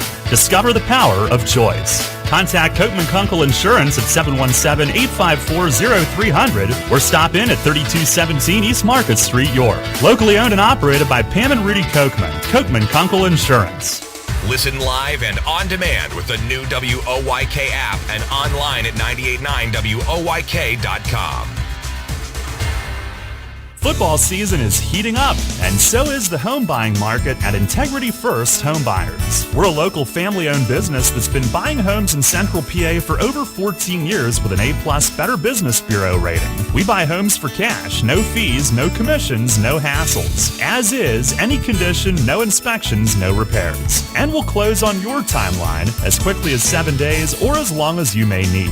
We help people find solutions no matter the situation, and we'll get you a fair, fast, and local cash offer in just 24 hours. Learn more at IntegrityFirstHomeBuyers.com. That's IntegrityFirstHomeBuyers.com. Or call 717-470-8369. That's Integrity First Home Buyers at 717-470-8369. Take us on the go with the new WOYK app. Download on the Apple and Google Play stores today. Sports Radio 98.9 FM and 1350 WOYK. First in York, first in sports. The malls and the internet are filled with places that sell running gear. But where do you go for performance track and field gear, technical help, and reasonable pricing? Flying Feet. Flying Feet Sports Shoes' reputation is widely known. They've been outfitting beginners to nationally ranked runners for more than 30 years, and their selection of brands and models is unmatched anywhere in Central PA. Training shoes, track spikes, specialty shoes for all field events. If Flying Feet doesn't carry it, then you probably don't need it. All this at prices that will pleasantly surprise you. Flying Feet's entire staff is knowledgeable of what you need. Beginners and pros come away from Flying Feet with the right advice and the right shoe for their needs. And that applies to the needed accessories. Replacement spike elements of all sizes, shot and discus implements, running apparel and sports tights, and Under Armour performance apparel for specialty track and field equipment and the know-how without the specialty store prices. Flying Feet. Just off exit 18 of I-83 on Mount Rose Avenue next to Battery Warehouse in York. Serving York for over 50 years, Vito's Pizza. Check out their daily lunch specials Monday through Friday, 11 till 2. 2 slices of pizza and a small soda, only $3.99, or a small sub for only $4.25. Monday night, 2 large cheese pizzas for only $15.99. Tuesday, a large stromboli and large pitcher of soda, just $11.99. Wednesday, a large cheese pizza and large pitcher of soda, just $11.49. Vito's open till midnight, Monday through Thursday till 1 a.m. Fridays and Saturdays. Dine in at 1734 South Queen Street, York, or get carry-out. Call 843-1143. New FM signal, new website. Get features, live broadcasts, and on-demand game broadcasts and shows online at 989WOYK.com. 16-13, Dallastown leads Northeastern. Here at the half, our game of the week presented by WellSpan Sports Medicine. Now we welcome you to the Vito's Pizza halftime show. We'll have a look around the league, a recap of the half, stats courtesy of Dan Wolfgang from Ron Miller's Dallastown staff. Big help. And first, though, our kickoff tonight came about 10 minutes early, so we still have our interview with Ron Miller to bring your way. And he joined us pregame. Actually, yesterday, he joined us by phone during a quick break in the classroom for our Kochman Kunkel Insurance Group coach's interview.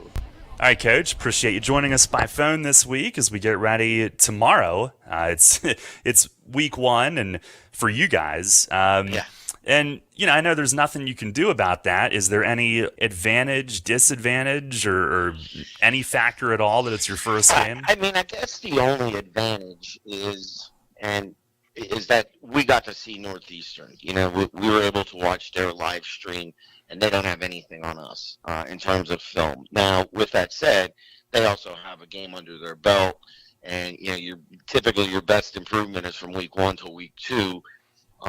So I guess it's really a wash.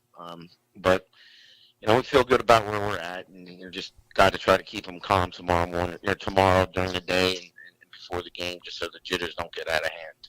Yeah, you and I are talking here on Thursday, the day before, so you've made it to this point now. Is it starting to feel normal? Is the excitement level high for you and the guys? Oh, my word. We basically said it yesterday. Yesterday was our last hard work day, but we've been practicing since July, and here we are towards the end of September, really. And, it's just, I'm sick of practice right now. My kids are sick of it. They're sick of hitting each other. It's just, we've been practicing 5 days a week. It's like, all right, it's time to have something. So I can tell you this. I'm not too worried about us being fired up tomorrow. That I can say, including me. I'm just so happy for these kids. The amount of work they've put in, coming off the type of year we had last year. Embarrassing, but I still, and I'll say it again, that team meant so much to what I'm trying to develop as a program here with their commitment, and that just carried on through the offseason. Then obviously we got shut down on March 13th, but the guys just rolled with it, and I'm very proud of the way they handled it. It's a really good group of kids. And they're still young this year, but they got so much experience. Yes. Well, that was funny. We did an inter-squad scrimmage last weekend.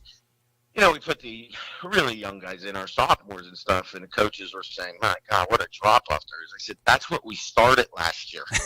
we started with the third team, basically. 5 offensive linemen as sophomores that, all started. It's just crazy, and they're big. They're really big. We're now, unfortunately, we do have a player. I obviously, I guess, hip and all that, but we do have an offensive lineman that's, quarantined right now due to something that happened in the school. But we replaced a 300-pounder with a 280-pounder, and that's not too bad in high school. Wow. Yeah, and I know, so you got the size up front, and I know offensively you like to spread. Do you want to create a lot of running space from that, or passing, or both? We're I have a big backfield as well. Vinny Jones is right around 2.25, and then Colton Mahoney's about 205, and they're both, downhill type runners. So we'll spread them out, but we really, really want to try to establish the run game very early on tomorrow and then obviously through the season. I think it's going to be our strength, and but we'll spread you out though to get some running lanes to take advantage of some of the mismatches that we think we can create. And then facing Northeastern, speaking of running, I know that's their strength, and I know they're a little disappointed from week one. But what do you see from them? Some things that stand. Well, obviously the first thing you see is Manny. Yeah. Manny's first of all, he's a great kid. When I was out of coaching, I live in a Northeastern district, and I would, work with a couple of their players just, I guess, to get my fix when I was away from the game. Just a great young man. I'm proud of him. I know that, he's had a lot of adversity in his life, but he runs hard, and, obviously he's got to be our focal point. The other player that I worked with was Hamilton, out wide, wide receiver, athletic. He presents some issues for us, but I'm confident that we'll be able to do some things to hopefully keep them from throwing it all over us too. But overall, they're young. They did have to replace a lot of kids. I know that for sure. So I know they're not going to look like they looked last Friday. I mean, they put the ball on the ground 4 times. I know Coach Pansky and his staff very well. They're good coaches. I'm sure they worked very hard this week, and again, that's where they have the advantage of having a game under their belt. Well, Coach, it is fantastic to be back doing this with you. Thank you very much for the time. We can't wait to see you Friday night. I can't. It's awesome, Dal. Thank you for everything, and we'll see you tomorrow evening. All right, that's Dallastown head coach Ron Miller yesterday, his team leading 16-13 here at the half. Gareth, while we have a moment, let's check some of the scores from elsewhere. Sure, let's take a look at Fairfield at Bermudian Springs. Berm holds the lead 20-7. Not sure what point in the game that is. At halftime, York Catholic leads Biglerville 7-6.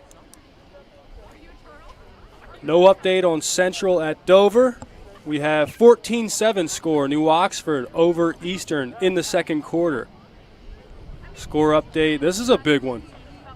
York Suburban at Kennerdale. Kennerdale with a 20-0 lead. Not sure what time in the game that one is. DeLone Catholic holds a 17-0 lead over Littlestown in the second quarter. No update on Southwest Red Lion. We have York High 13 over Spring Grove 7. That's still in the first quarter. And 10-0 Gettysburg over Susquehannock in the second quarter. That's all we have right now for our league update. All right, well, here it's Dallastown 16 and Northeastern 13. We'll take a time out here in the Vito's Pizza halftime show and recap what went on in a very entertaining first half here at American Legion Field. This is your game of the week here for week 2, presented by WellSpan Sports Medicine. Hey, it's the good-looking genius at Broadway Transmission. You know what really grinds my gears? Perfectly good cars being thrown away just because the transmission went bad. My mind slips into overdrive when someone says, I'll just get a new car before I spend that kind of money on a transmission. What? According to Kelley Blue Book, the average price of a new car is $32,000. Now you're going to finance that, right? There's another $6,000 to $8,000. And if you drive it off the showroom floor, it loses 20% of its value immediately. Don't forget, you also have to pay sales tax, higher insurance rates, title and registration fees, and come up with $600, $700, $800 a month depending on your interest rates for 5 years. And remember, you will still have to pay for the upkeep of the car, brakes, tires, wipers, fluids, etc. Stop! Trade your transmission, not your car. Thanks, good-looking genius. You're welcome, ma'am. Broadway Transmission. We'll get your ship together and save you all that dough. Visit us on the web at BroadwayTrans.com or stop in and see how it's done. If you've been thinking of going to college and you would like to play sports when you get there, join our team.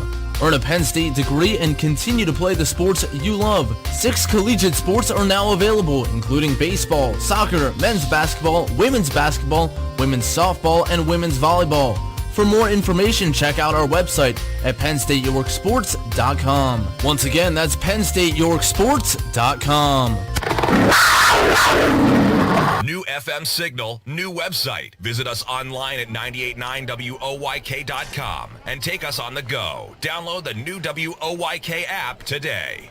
It is 16-13 Dallastown as the Wildcats come back from the locker room here at the half. Daryl Henry, Gareth Hissong with you. Our halftime stats, and big props to Dan Wolfgang from Ron Miller's staff for helping us out. Start with Dallastown, who ran the ball 39 times, 210 yards rushing in the first half, 229 total yards of offense, as Andrew Jones went 2 for 3 for 19 yards and a TD throwing the ball. 1 TD, no pick. And Wildcats 5 for 7 on third down, 3 for 3 on fourth down. Had the ball for 11 minutes, 45 seconds. They went touchdown, fumble, touchdown on their 3 possessions that didn't end the half. And really, the penalties and the 1 turnover and giving up 2 big Capeau runs and 1 big pass play. That's the areas that were kind of shortcomings, but otherwise it was very impressive what they did on Capeau most of the time.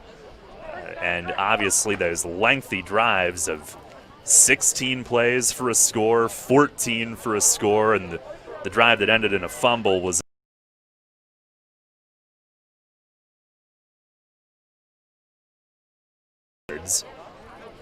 and passing 74 yards through the air.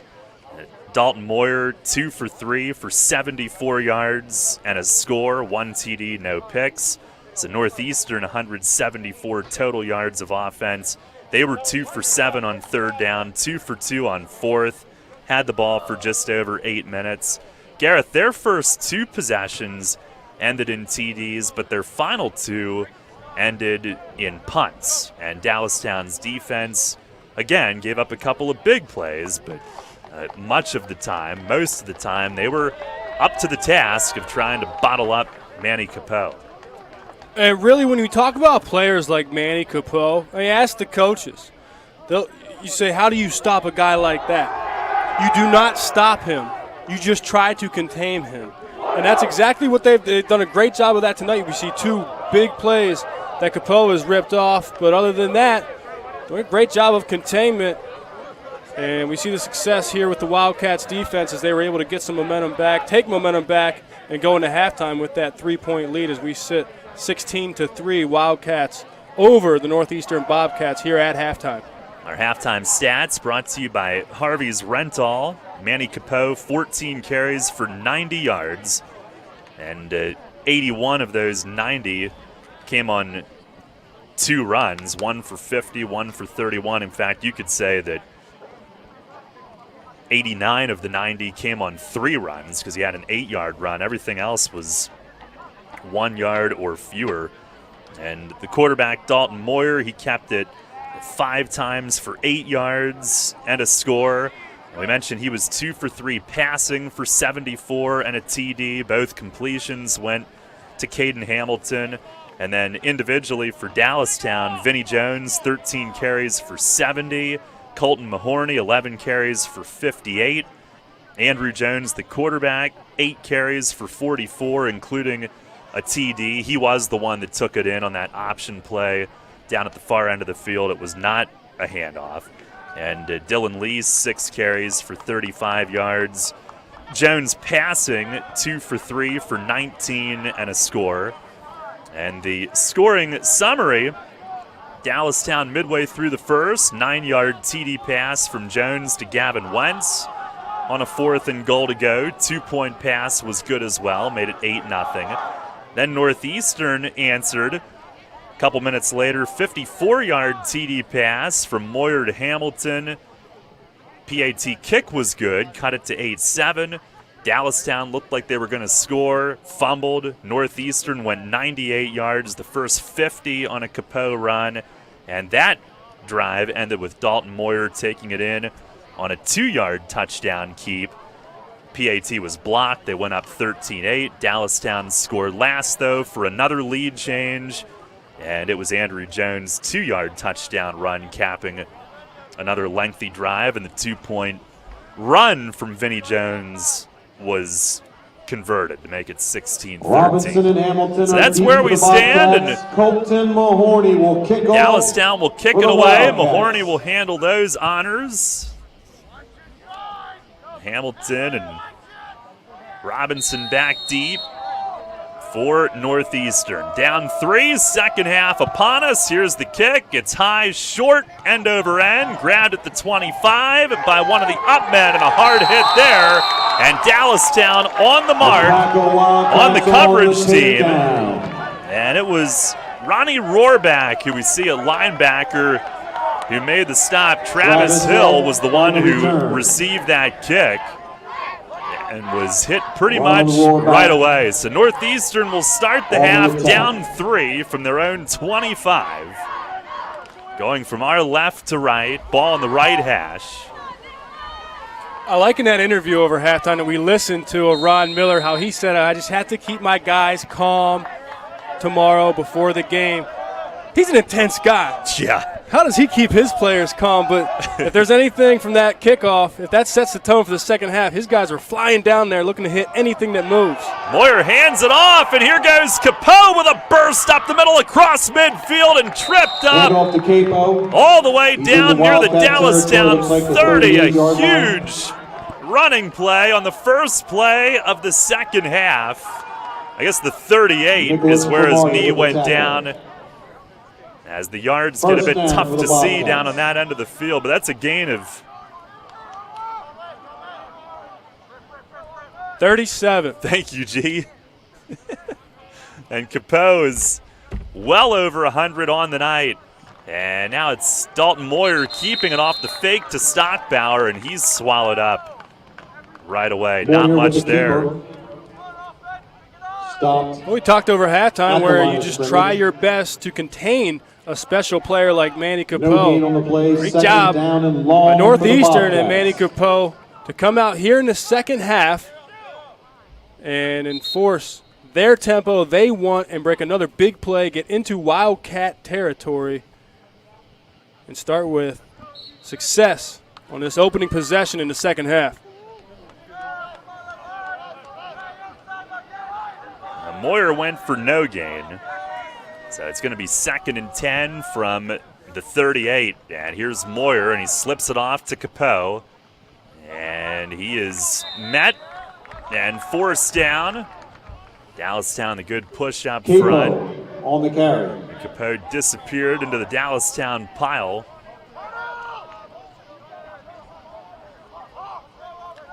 Now, 3rd down coming up. He actually did pick up about 5 on that run. Those legs churning.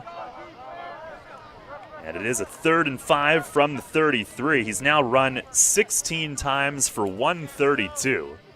Here's Moyer under center, offset eye behind him, hands it. Nope, kept it. Fake to Capo. He gets strung out to the left, and he's grabbed and thrown down. And it was Egan Granholm. Dylan Lease. 4th down. Number 9 for Dallastown, not 8. It was Lease, the outstanding free safety. You came up to meet him, and a loss of 1. 4th and 6, and we'll see how Northeastern handles this. Yeah, great job on that last play by Josh Senquist, the outside linebacker, forcing Moyer to string it out east and west, and then Dylan Lease comes up in that run support from his free safety position and cleans up the play.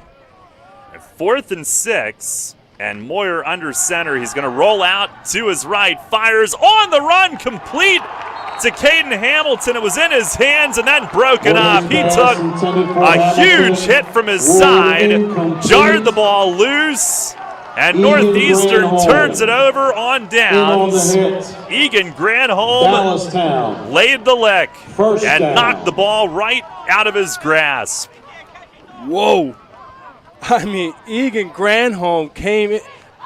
Looks like he did an internship at 84 Lumber over the summer. The way he laid wood there, completely separated receiver from football. Caden Hamilton, like we mentioned multiple times tonight, a talented wide receiver. Strong hands, but separated from the ball by a big hit from Egan Granholm. Dallastown gets the stop, holds the lead. Here's Andrew Jones running right on the quarterback keep.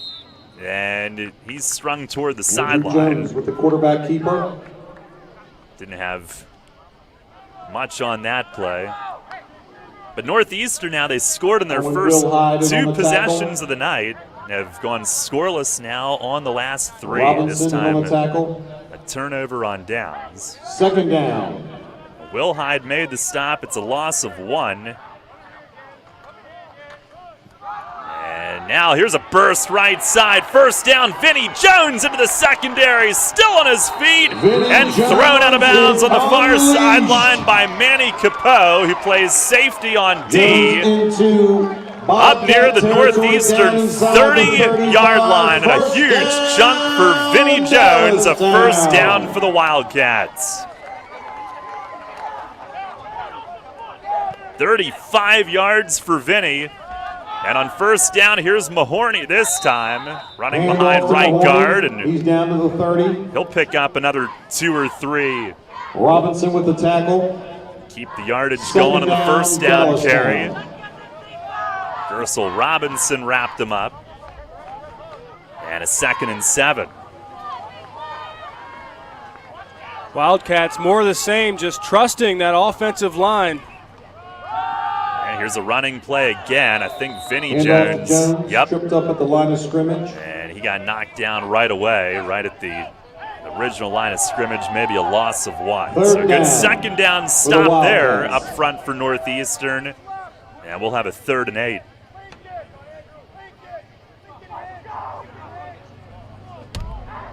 Wildcats 5 for 7 on 3rd downs in the first half. Now a passing play. Andrew Jones intercepted. Stockbauer over the middle, picked it off at the 25. Jones didn't see him. And Stockbauer back forward to the 31. We've got a roughing the passer, though, on Northeastern. And Jones, who was sitting on the field turf as that ball was picked off, is going to get second legs on this possession. Jackson Burnham, who came in applying the pressure, is called for the rough. Yeah, big call. Yeah, that's extremely misfortunate for this Northeastern Bobcats defense. Is we saw them be opportunistic with a turnover in the first half. And again, we defensive line in the trenches for the Dallas. Get on turnovers and things like that. They need to take advantage of missed opportunity. And now on first down up the middle, Vinny Jones, stutter step, takes it in. Touchdown run, 15 yards. Vinny Jones up the middle, and Dallastown leads 22-13 as they score on their first possession of the 3rd quarter. Go ahead, big fella. Look at that, navigating through the defense. Talked about a thunder and lightning in this backfield. Vinny Jones, it provides the thunder, similar to Lendell White when it was Lendell White and Reggie Bush in the USC backfield. Now they're going to go for 2. Send Mahorny in motion. Andrew Jones rolling right, throws back to the left. Misdirection, and the 2-point conversion is good. Egan Granholm left open, running left toward the back of the end zone. And the Wildcats tonight, 3 touchdowns, and on all 3 have converted a 2-point try. They lead it 24-13 with 7:17 to go in our Maple Donuts 3rd quarter. And an impressive sequence, Garrett, to start the second half. They bent but didn't break on defense, ultimately got a turnover on downs, and then took it all the way downfield for the score. All 4 possessions that they've had tonight, yardage-wise, have been very productive, and they've scored on 3 of them, just the fumble on the other one. Absolutely, and you see a little bit of the rust starting to fall off. This being their first outing of the season for the Dallastown Wildcats. But remember, fortunate to get a roughing the passer call after an interception was thrown. So they can learn from that. Andrew Jones, the quarterback, can learn from that. Fortunate to get away with that break. And yes, Dallastown Wildcats are rolling. And here's the kickoff. Mahorny, it's grabbed by Gersel Robinson at his own 23. Tries to stretch it out to the far side left. With the return, he's out near the 30-yard and is wrangled line. down around the 30. And Northeastern, a little bit of a gut check here early in the second half. Now down 11, their biggest of the night. Well, in their first possession here in the second half, we saw them break a big run with Manny Capeau. They know that they have that weapon. And they've hit some plays against this Wildcat defense.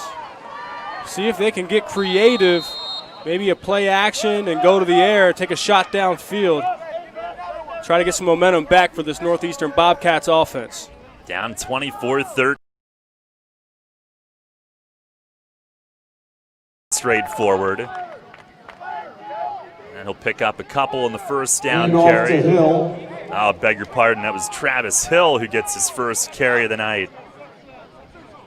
Ronald Warback, Andrew Smith in on the tackle. That was good for 3, so it'll be a second down for the Bobcats. And 7 for Northeastern, going from the 33-yard line. And here's the snap. Moyer going to roll right, option pitch right side. It's Capeau with some room and stretches it. Made by safety Dylan Lees. He's around the near side. Capeau falls forward down at about the 44. Another big run for Manny. Nate Ward in on the tackle. I really like that play call. It's just an easy toss out to Manny Capeau. Just get your playmaker in space, get the ball in his hands. You have 2 senior wide receivers, Caden Hamilton and Gersel Robinson, out there to lead block for him. And a fresh set of downs for the Bobcats. Manny, who led the league in rushing last year, and here's Hill again, and he is engulfed right away. Michael Prisco for Dallastown up front in his face. And looked like Hill lost yardage. Back to Capeau, though, tonight. He's now at 17 carries for 100. Prisco, just like Crisco, slips through that offensive protection, no problem. We've seen that a few times tonight where the Dallastown defensive front has been able to get very quick penetration and make a play in the backfield, but Northeastern has done a good job of bouncing back. Split backs behind Moyer, and he fakes to Capeau. Tries to fire it, it's batted down. Dallastown's going to run it down just in case, but it's whistled dead. Moyer's pass is blocked. Right as Will Borden scooped it up, but it was blocked at the line. 3rd down for the Third and Bobcats. 11 coming up. And the defensive front, especially Gareth, getting very active, getting some momentum as this game goes on. They absolutely are. You're starting to see a little bit more chippiness come out. The Wildcat defense. See some of that intensity coming over from head coach Ron Miller onto the field and his players. Tough squad out there. Here's Moyer under center, split backs, handoff to Capeau, running out to the left, trying to get the corner on Lees, who grabs him around the shoulders and brings him down, but I think he's got the first down on a 3rd and 11. First down, He does. Manny Capeau. In Manny they trust. When you need 11 and a 3rd down conversion, he's the guy. Well, that's exactly that triple option attack right there. Is leave somebody on that defensive line unblocked, and then you force him into a compromising situation of having to pick quarterback or running back, and you go to the open option and a big play.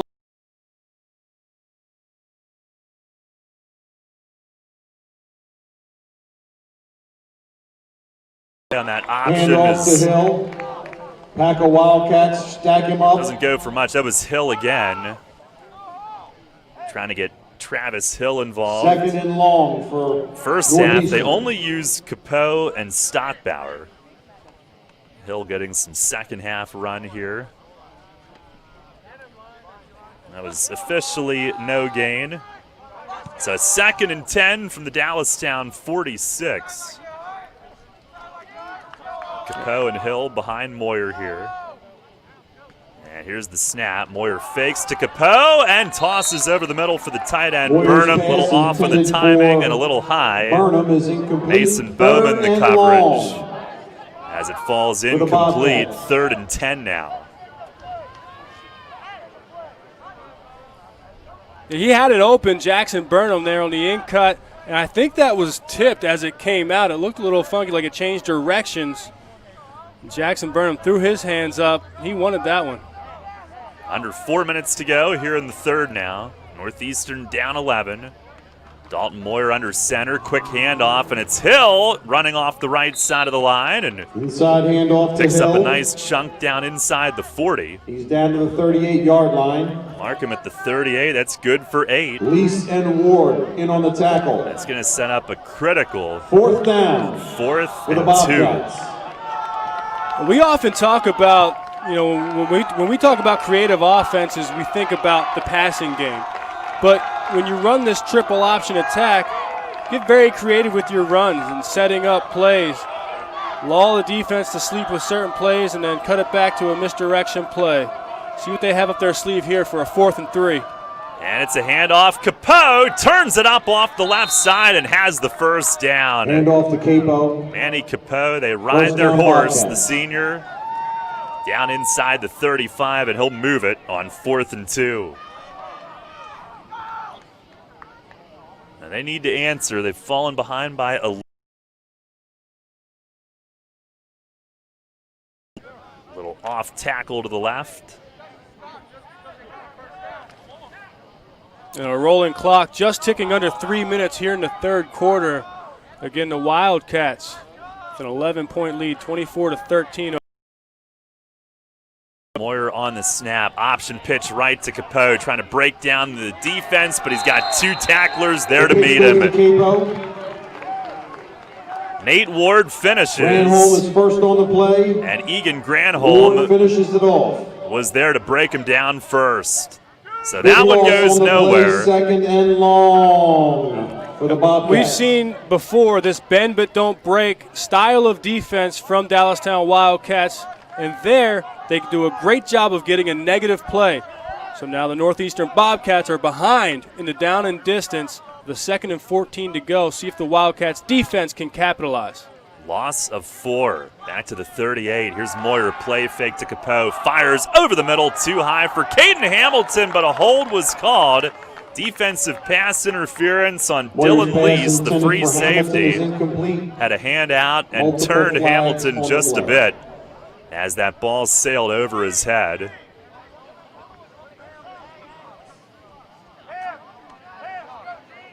Dallastown had some penalty struggles in the first half.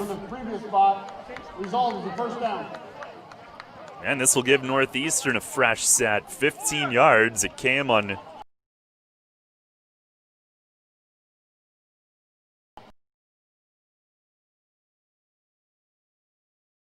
self-inflicted wound for Dallastown is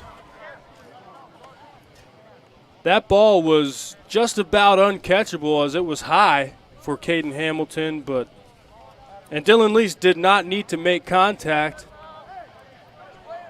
So unfortunate to commit that error and then give another fresh set of downs to the Bobcats. And again, this is where Northeastern has got to take advantage of these opportunities because they don't come often against a talented Wildcat team.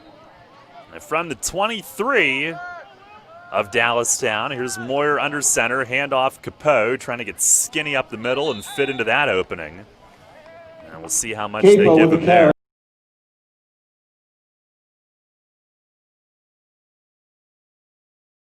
The middle versus this defense, but that keeps the defense honest. We've seen more success from Capeau when he's running off tackle or gets the space outside on the perimeter. It's where we see those explosive big splash plays from this Northeastern Bobcat offense. Really no gain there. So 2nd and 10 from the 23 once more. Backs in the eye, and Moyer pitch left. It's knocked loose, and Dallastown's got it. The pitch might have been tipped, as the Wildcats got the push up front. With the sack. Fumble on the play. And that time it was just Dalton Dalton Moyer, starting quarterback, immediately had pressure in his face. Tried to make a split-second decision, just get rid of the ball. But in that situation, you have to learn to just live to play another down. Don't try to make a big play, which ends up in an unforced error and a turnover, and a 1st and 10 for the Dallastown Wildcats on their own 34-yard line. And Josh Senquist, the sack fumble. So Dallastown with it, up 11. And a pitch right side on the option. And it's Mahorny who's pushed out. Might have lost yardage there, but Dallastown another stop. It's their 4th straight stop. Loss on the play. After giving up scores on Northeastern's first 2 possessions. And Northeastern bitten by the turnovers again. 5 fumbles last week, 3 turnovers in that game. That was a loss of 2 to the 31. Here's a running play. And not much there for Vinny Jones up the middle. So Dallastown with a 3rd down coming up. But this will take us, looks like, to the end of the 3rd quarter. 20 seconds left and ticking. 3rd down.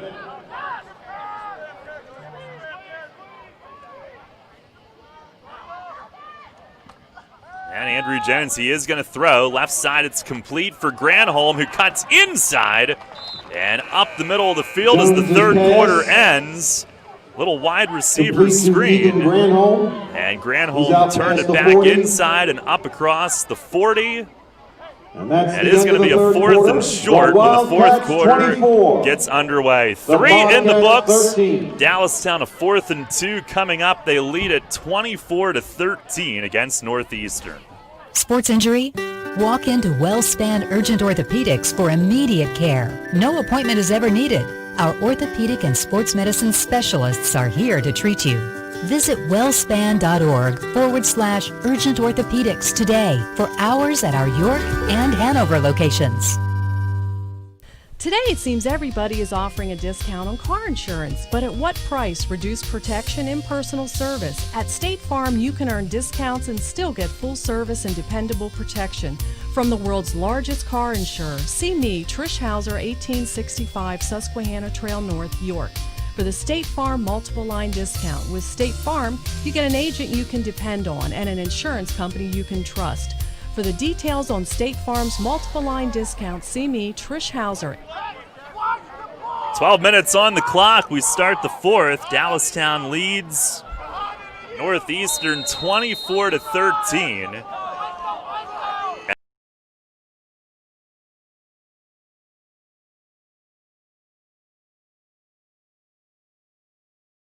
Field and breaks free deep in the Northeastern territory. He initially went up the middle, and he didn't have what he wanted there, so he bounced it outside left, turns it into a huge gain, and Dallastown may be trying to put this game away as the 4th quarter gets started. Caden Hamilton eventually brought him down all the way to the Northeastern 25. Here's Mahorny, who can't shake free. Not much on that running play, and a 2nd down coming up. But Jones, the QB, on the keep. One of the biggest plays of the night. Dallastown now has Will Borden in at running back. Seen him on defense, and Jones going to throw deep toward the right corner of the end zone. Overshoots Connor Schumann. And Northeastern with one of the great corners in the league, Caden Hamilton, who's been able to silence Schumann here tonight. 3rd down. By the way, that running play for Andrew Jones, 34 yards. Depending on if they can capitalize, it could be not a game clincher, but a huge one, and moving them in that direction. Up 2 scores here.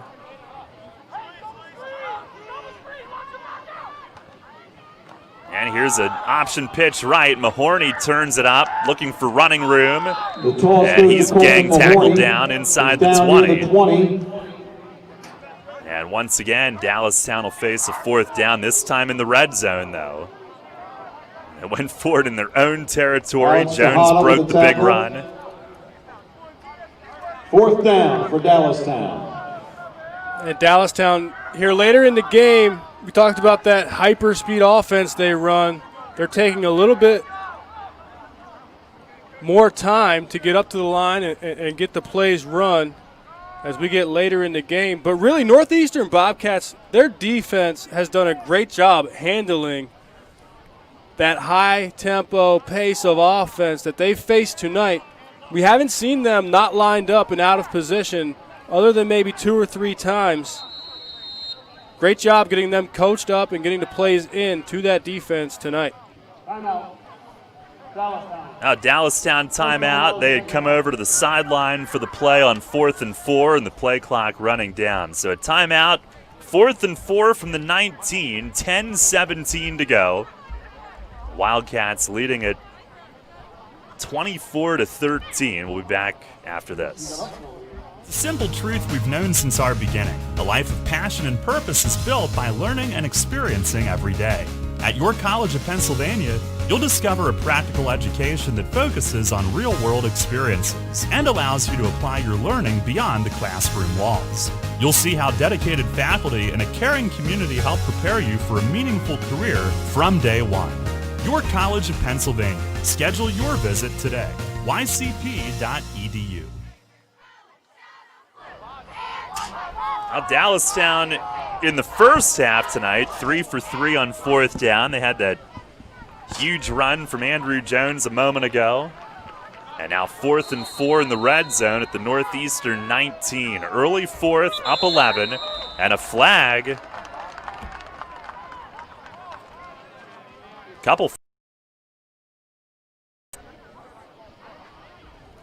They're a good 90 yards away from us at this point, so we'll wait and hear from the officials. It's some movement up front, and it is a false start on Dallastown. Heard somebody on Northeastern side say that better be a false start, and it is. So it'll be a 4th and 9, backs them up to the 24. This will be the 8th play of this drive. They're without their great kicker and punter, Mitchell Groh, tonight. Mahorny's been doing the punting and kickoffs. But they're going to go for it, 4th and 9. Andrew Jones out of the gun, being flushed left. He rolls out, looking to throw toward the end zone. Touchdown! Dallastown! Andrew Jones. In the far left corner of the end zone, Andrew Jones rolls out and hits Egan Granholm for the 24-yard touchdown pass. Another one on a 4th down play. And Dallastown leads 30-13 with 10:08 to go. Who needs to punt or kick field goals? They've been perfect on 4th downs all night. Yeah, great job by Egan Granholm running the corner pattern. He had most of the way, step to step, was corner Malik Baxter, and then gets great separation, wide open for a touchdown. And a receiver screen left side on the 2-point try. It hit the turf. The 2-point conversion is no good. Short hopped on Mahorny, reaching down, trying to scoop it. 30. But with 10:08 to go, first time they haven't scored in the conversion tonight. But Dallastown leads Northeastern 30-13. Looking for adventure a little closer to home this summer? First Capital Federal Credit Union is offering an annual percentage rate as low as 5.99% on off-road vehicle loans. Let First Capital help you enjoy the great outdoors with a new boat, RV, jet ski, ATV, or dirt bike. Apply online at firstcapitalfcu.com. First Capital, putting you first. Federally insured by NCUA. First Capital Federal Credit Union. Shipley Energy is more than just an energy company. We're a family tradition. Our goal is to provide outstanding customer service and to make energy easy for you. From heating oil and propane to natural gas and electricity, our team can help. We also offer HVAC services, installation, maintenance, and service plans to keep your home safe and comfortable. In addition, our team can improve the quality of water in your home. To learn more, visit ShipleyEnergy.com or call 855-5-SHIPLEY. We make energy easy. On the 8th play of the drive in their second 4th down conversion, they fire it in for 6. Here's a kickoff, and Northeastern on the run back, not much. Gersel Robinson a short return. 10:03 to go. Dallastown up 30-13, and Andrew Jones now tonight 4 for 6 for 53 yards, and 2 of those 4 passes have gone for 6. That was an impressive throw. Not super far, but just to be on the run and throw a great pass like that. Granted, Egan Granholm did a great job of creating separation and was wide open. But Andrew Jones on the run threw an absolute strike. Bought him the time to get open. Northeastern from its own 23 now. Down 3 scores. Here's a quick slant over the middle intended for Caden Hamilton. It's knocked away. Maybe just a hair behind him. Hamilton, the in cut from the left, and it was the linebacker, Nate Ward, and outstretched. Just like you mentioned, a little bit behind him, Caden Hamilton ran a great route, but the fact that the ball was just a smidge behind him allowed Nate Ward to get a play, put a hand on the ball, and knock it down. Moyer, who did throw for 100 yards last week, and now on the snap, he'll hand it off. This play going forward up the middle, and Dallastown has it bunched up after a short pickup. On the stop.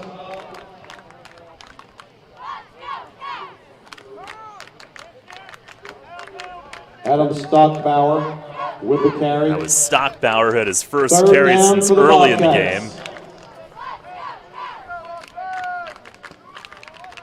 Picked up 6 on it. Actually, got a little more than it looked like from back here. So 3rd and 4 from the 29. And here's a running play up the middle again for Northeastern off that option. And Dallastown gets the stop this time. Stockbauer again, the ball carrier. A 1-yard play for Stockbauer. And it sets up a 4th and 3. Certainly 4-down territory.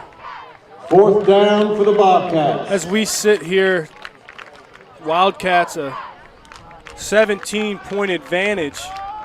8 minutes, 48 seconds remaining on a rolling clock here in the 4th quarter. Dallastown brings Connor DeHoff in, 295 pounds on the line, and Northeastern to run it. They go outside with Capeau up the right sideline. First down, he jukes back inside across the Dallastown 40 and eventually flushed out around the 35. Capeau, another huge running play, getting up toward 200 yards of the night, and Northeastern converts on 4th down. That goes for 31, gives him 185 on the night.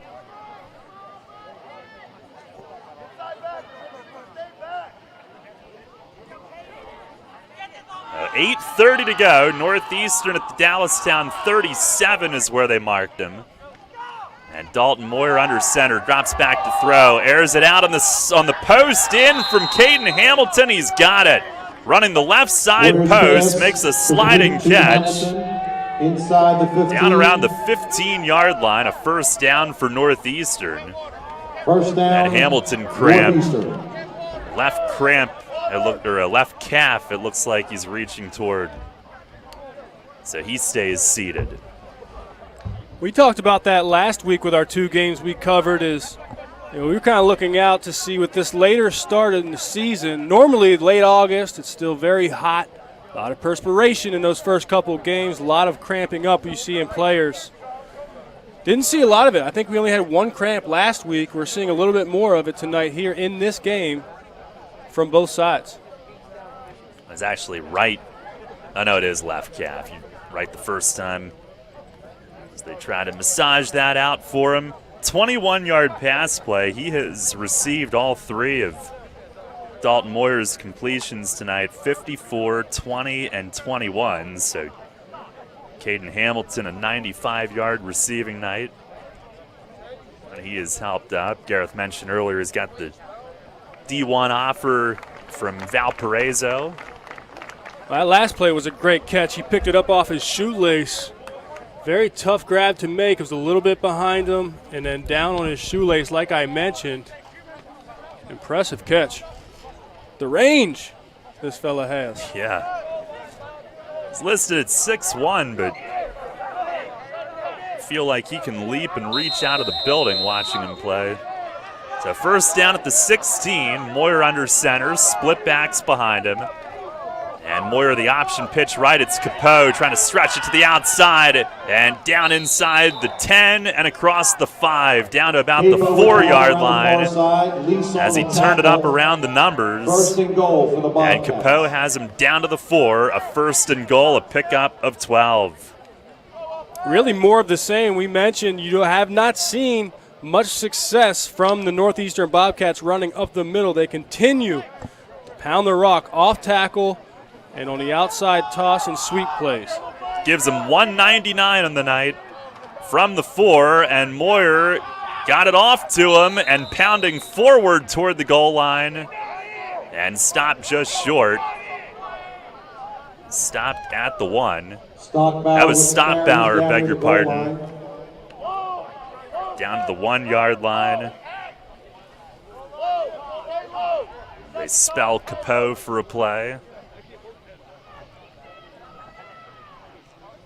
A second and goal from the 1, 30-13, Northeastern trails. Dominic Judita in at receiver for Hamilton at the moment. And here's Moyer on the quick inside handoff. And fighting toward the goal line, looks like short again. Now Dallastown, Josh Senquist pointing the other way, claiming that the ball came out. But Stockbauer was down, no gain. It's marked inside the 1. It's a 3rd and inches to go, just outside the goal line. Yeah, Senquist should be a lobbyist when he gets out of his college career, trying to make something out of nothing with the referee. But this is no easy task to punch it in, even from a few inches out with this talented Wildcat front. 9th play of the drive. Moyer hands off and up the middle. Capeau walks in. Manny Capeau, the touchdown run, his first of the night. Had 18 of them last year. And it's 30-19 with 6:23 to go. Old Faithful, Manny Capeau. He deserves that touchdown after the work he's put in the open field tonight. And that gives him an even 200 yards on his 24th carry of the evening. Pay dirt.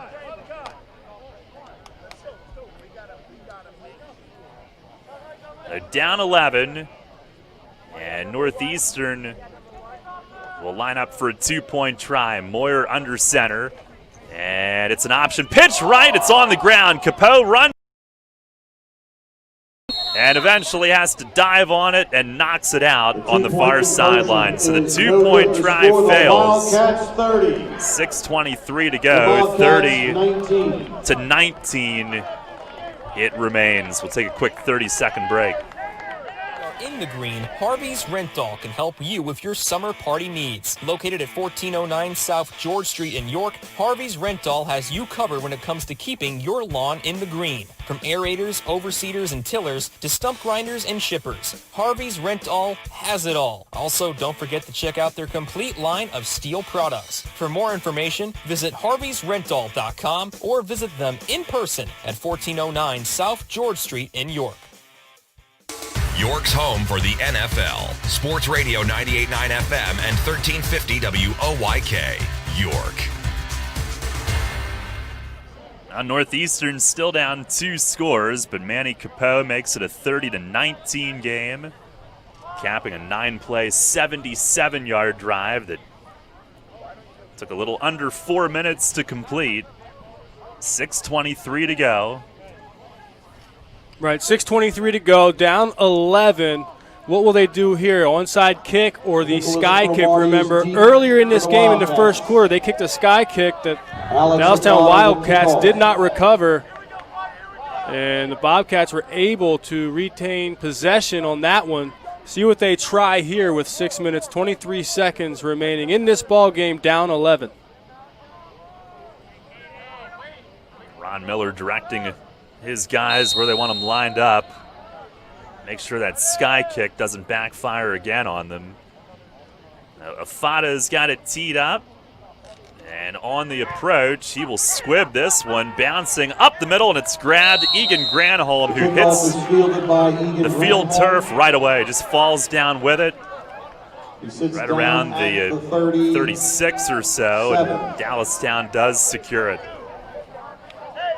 All right, if you're questioning that call at all, it's really a good call, and you had to do it because of the way this Dallastown Wildcat offense has been able to produce positive play after positive play. They've had long drives, so they'll be able to take some time off this clock.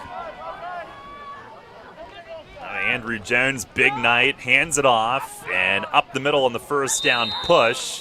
Close to the 40. And that's Caleb Fox, who's got his first carry of the night, goes for 3. And they played with an unbelievable tempo early, but you would think up 11, they'll be trying to drain some clock, and they have slowed it down. Looking over to the sideline, now Jones back under center. They're still not huddling, but taking some time in doing so. Schumann, the receiver, in motion. Handoff, Fox again, running off the left side of the line. Pushes Handoff to Fox. A would-be tackler straight out of his face. His way past the 45. And he's close to first down yardage, up to the 45 or 46. It'll be a third and 1. And short for the Wildcats. Picks up 6 on it. Third and 1 from the 46. Tight formation. It's going to be Andrew Jones himself. Ducks at 4. He's still on his feet. Thought he was going to go down with that massive humanity right there at the line of scrimmage. He just kept dancing and shuffling and tiptoeing his way, and everybody just kept moving with him. That's a big first. He gets up all the way toward the Northeastern 40. 39 make that. Picks up 15. Elephants on parade when the entire offensive line is moving in unison. Great job there to get a first down. Was a thing of beauty. And now he's going to fake the throw, and almost a little draw pitch to Fox coming out of the right side of the backfield. And Caleb Fox up across the 40, down around the complete to Fox. 36. Fox beats his way down near the 36-yard line. Caleb Fox getting a lot of run here, trying to put this game away. Owen Wilhide with the tackle. Second down for Dallastown.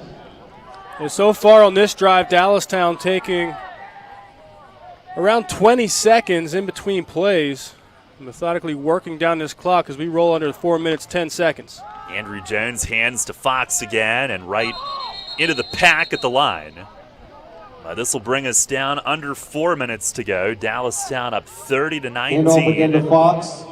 Trying to shorten this game as we get late in the fourth No quarter. gain on the play. It goes for no gain, third and Third 7. down for the Wildcats. Fox has gotten their last 4 carries, his first 4 of the night. Yeah, just like that, we have 6 plays in 3 minutes already off the clock on this possession. Third and 7, handoff, and up. Did that ball come out? It did. Northeastern's got it. And running with the ball, Manny Capoe, a stiff arm on the quarterback, Jones, as he brings it back close to midfield. And it was a running play to Will Borden, his first carry of the night, and couldn't hang on to it. He's played a bunch on defense and coughs it up on the run, and Northeastern's got it and in business with 3:22 to go. What a stiff arm from Manny Capeau, full force. But Andrew Jones, the quarterback, was able to hang on, go for a ride, and pull down Manny Capeau. That is no easy task. A horse, you call him. Yeah. From their own 45, 3:22 to go, and they got Toomey in a QB, slings it out right side. Caden Hamilton back in the game, cuts it inside, breaks away, down the far sideline, touchdown! And hold the phone. 3:09 to go. Caden Hamilton, 55 yards. It's 30-25, and this baby's not over yet. Caden Hamilton here in full effect. Absolutely a lights-out player. You see him make that catch. Has a little bit of separation from the defense, hits another gear, and nobody catches Hamilton. A quick out to the right from Nate Toomey, who comes on. His second pass attempt of the night, his first completion. Caught it, turned inside, and then quickly turned upfield and outraced everybody. 55 yards, his fourth catch of the night. His second for more than 50. Both of those have been TDs. 4 catches for 150. And going for 2, down 5. Here's Toomey to throw and dumps off a screen right side. Capeau eludes a tackler, spins in. Manny Capeau on the dump off, takes it in. It's 30-27 with 3:09 to go. And what a turn of events this has been. 14 unanswered for Northeastern here in the last 3 minutes. He is fun to watch. Does a great job. It's a floater out to the flat. He goes up and grabs it, does not wait for the ball. He goes and attacks the football, hauls it in, jukes past the first would-be tackler, spins past the next would-be tackler, scampers in for the 2-point conversion. He caught it back around the 5, had to make 2 men miss, and he did just that. And it is 30-27 with still 3:09 remaining. Northeastern capitalizing on the fumble. They still have all 3 timeouts remaining.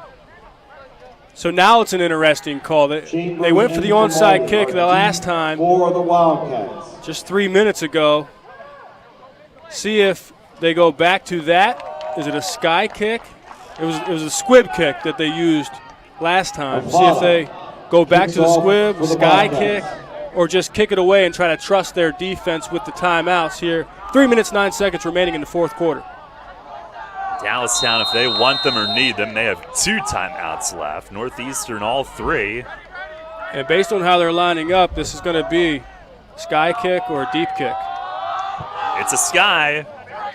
And Dallastown not going to fair catch it. Caught at the 30 and a short run of about 3 yards back. That was Malachi Chambers who handled it. He's out near the 30-yard line. On special teams. Jacob Glass wrapped him up for Northeastern. So 3:07 to go. Dallastown ball from the 32. And Northeastern looking for stops. Northeastern looking for stops. Dallastown looking for ball security. They could have put this game away on our last drive, but fumbled, gave it back to Northeastern. High formation, Jones will keep running straight ahead, gets yanked down after picking up 2 or 3. And a quick timeout for Northeastern. Alex Tejada dragged him down. Timeout Northeastern with 3:02 to go. They spend the first of their 3. It's interesting, Gareth, that Dallastown really had 3 bell cows in the running game all night. The quarterback, the 2 primary running backs, and down the stretch they went elsewhere, and Fox was productive. Borden on his run looked like he was going to be productive. He had a crease that he attacked but couldn't hang on to it. And now Northeastern very much alive in this thing. Like we mentioned during one of the breaks, this has been fun game to watch, great game to call, and just an absolute slugfest back and forth. 2nd and 8. Jones turns, hands it off. Vinny Jones running right side. He's got a first down, dragging a tackler up across the 40. Angling toward the right sideline. Vinny Jones, a big run. Out past the 40. First down to the 42. Picks up 8. Anytime Vinny Jones gets his wheels churning. Timeout, Northeastern. Second timeout in the second half. Feels like an uppercut punch every time he makes contact with a defender. He's a bruiser back there, 5'8", 225-pound senior. Yeah, new look Dallastown group this year. Jones had good piece of the pie last year. He had 4 touchdowns, but he and Mahorny are the guys this year. Andrew Jones had some playing time behind Gabe Hall last year, but now he is the guy as a senior. Dylan Lease, the fantastic safety, is his backup as a junior. Perhaps he'll be the QB next year. But Jones, a senior tailback, Mahorny, a junior, so he's got another year. As Ron Miller tries to bring the Wildcat program back to prominence. First down, 2:53 to go. Jones a handoff to Vinny Jones, who's met right away. And that one goes nowhere. Tejada was in there. Stacked up at the line of scrimmage. Second down, Dallastown. They won't take their timeout this time. Northeastern has 1 remaining. Clock rolls with 2:35 to go. Dallastown 30, Northeastern 27. No gain there, so 2nd and 10 from the 42. Andrew Jones paying attention to the play clock. Lets it dwindle, now steps in under center, takes the snap. He'll hand to Vinny Jones, running right side toward the sideline and slides to stay in. Oh, and flags are thrown from all over. He got hit late as he was going down, sliding to stay in bounds. He had given himself up, and that might be the one that finishes the job tonight with 2:04 to go. I think that penalty is going to go against Caden Hamilton. Yep. That's a 15-yard penalty from the end of the run. First down. And it's a really tough, absolutely a penalty, but very tough as a player. You're trying to do everything out there, max speed, make plays, and smart play by the running back, Vinny Jones, to slide down, keep the clock going. Caden Hamilton just trying to make a tackle, just trying to make a play, and ends up with the 15-yard personal foul. Did some talking with the Dallastown sideline afterward as well. Clock rolls, minute 55 to go. It's spotted at the Northeastern 39. Dallastown trying to run it out. Mahorny stretching it out right side along the numbers. He stays in bounds, and he is surrounded and stood up. Fights his way down near the 30. And he picks up close to first down yardage on that, and now we will have a Northeastern timeout. Gain of 9. Oh, no, it is a first down. And then a timeout. Spend their final one with a minute 39 to go. And Garrett, they're almost going to need another turnover at this point. Well, and you see the tactic here from the Dallastown Wildcats is keep the ball in the hands of Vinny Jones. He's a big runner, bruising runner. Coaching him up, secure the ball. Just lean forward, continue to get first downs, and hold on to the football. Ball security is the main point here late in the game. As you mentioned, a 3-point lead for the Wildcats and a minute 39 seconds remaining in the fourth quarter. But how about the perseverance of the Northeastern Bobcats to stay in this game, continue to scratch, claw, fight for every inch they could get, and to cut the lead down to 3 here late in the game, and even have an opportunity if they get a turnover to make something happen. 1:39 to go.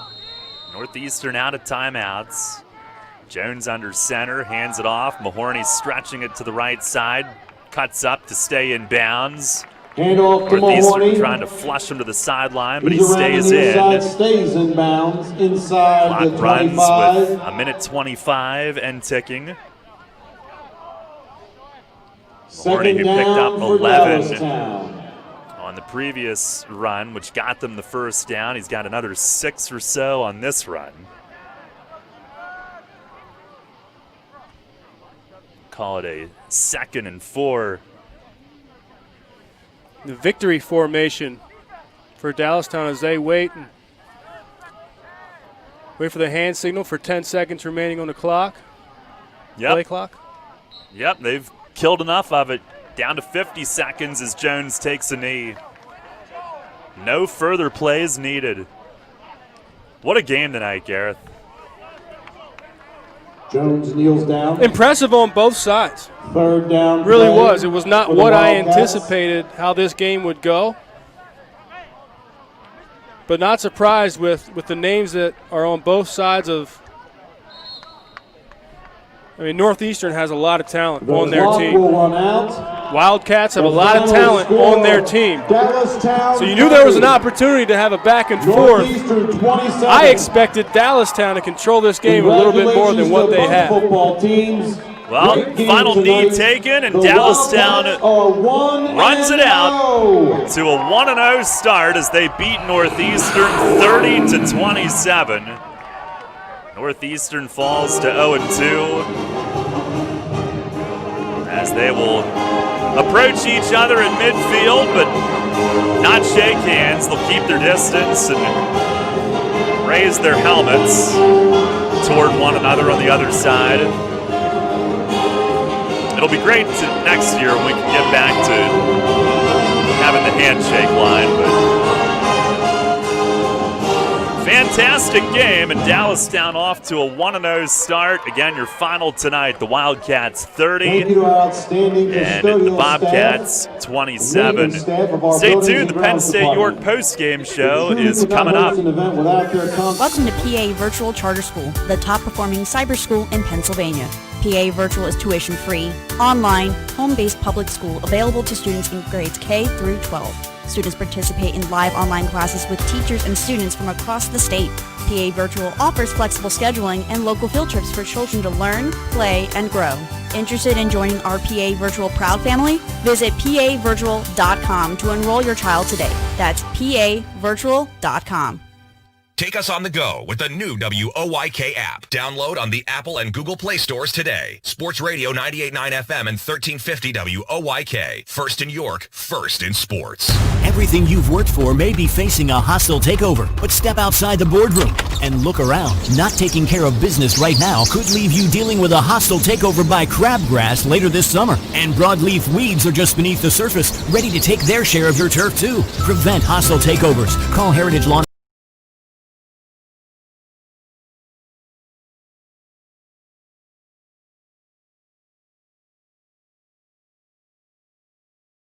Care right in your backyard.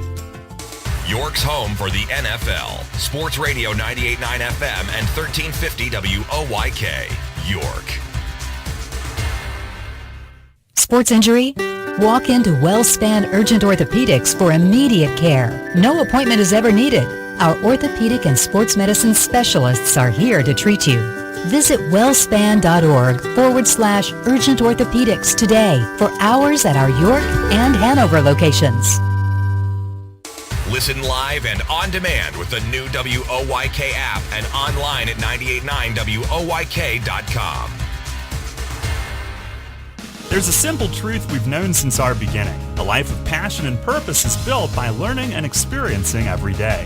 At York College of Pennsylvania, you'll discover a practical education that focuses on real-world experiences and allows you to apply your learning beyond the classroom walls. You'll see how dedicated faculty and a caring community help prepare you for a meaningful career from day one. York College of Pennsylvania. Schedule your visit today. ycp.edu. People's Bank is happy to sponsor the home of the York Revolution, People's Bank Park. People's Bank has been serving the community for more than 155 years, committed to helping their clients achieve their dreams and live confidently. That commitment continues at People's Bank Park, with Revs games, concerts, events, youth sports, and much more. We're proud to partner with the York Revolution, and we look forward to seeing you at People's Bank Park. People's Bank, member FDIC, equal housing lender. Take us on the go with the new WOYK app. Download on the Apple and Google Play stores today. Sports Radio 98.9 FM and 1350 WOYK. First in York, first in sports. Yeah, welcome to the Penn State York postgame show. What a game this was tonight. Dallastown wins at 30-27 over Northeastern. We'll have our postgame stats thanks to Dallastown statistician and assistant coach Dan Wolfgang coming up here momentarily. Shout out to Josh Luckenbaugh, Dallastown assistant AD, and his staff for getting us set up here tonight. And all the schools have been wonderful to work with. Appreciate both coaches for all their time with the info and interviews this week as well. And first of all, Gareth, another game down. For Dallastown, it's their first. For Northeastern, it's their second. Another one in the books, and that's a win. Absolutely is. This was a very fun game to watch for us. Really, after things got going, I could really understand of how this game would go, and it was Northeastern that came in, if you look on paper, were the underdogs, but they had that week of experience of already playing a game, so had knocked off some rust last week. I thought they'd be at a disadvantage because they haven't seen Dallastown Wildcats put anything on film here in 2020, but really it was like Ron Miller said in the interview that you had with him was it pretty much canceled out because Northeastern had that experience of an extra week. Dallastown had to come out, and tonight they had to knock off the rust of this being their first game. And other than a few self-inflicted mistakes, Dallastown played a really good game and dominated up front, and then you saw Northeastern break some big plays. Two very special players that we'll talk about throughout the rest of this post-game show and highlight their numbers that made a big impact for the Northeastern Bobcats and kept them in this game. Yeah, they definitely have star power. Along with the turnovers on defense. Yeah, and starting with Northeastern, Gareth, they were pretty disappointed with, I guess, the ugliness of week one because it was a lot of turnovers.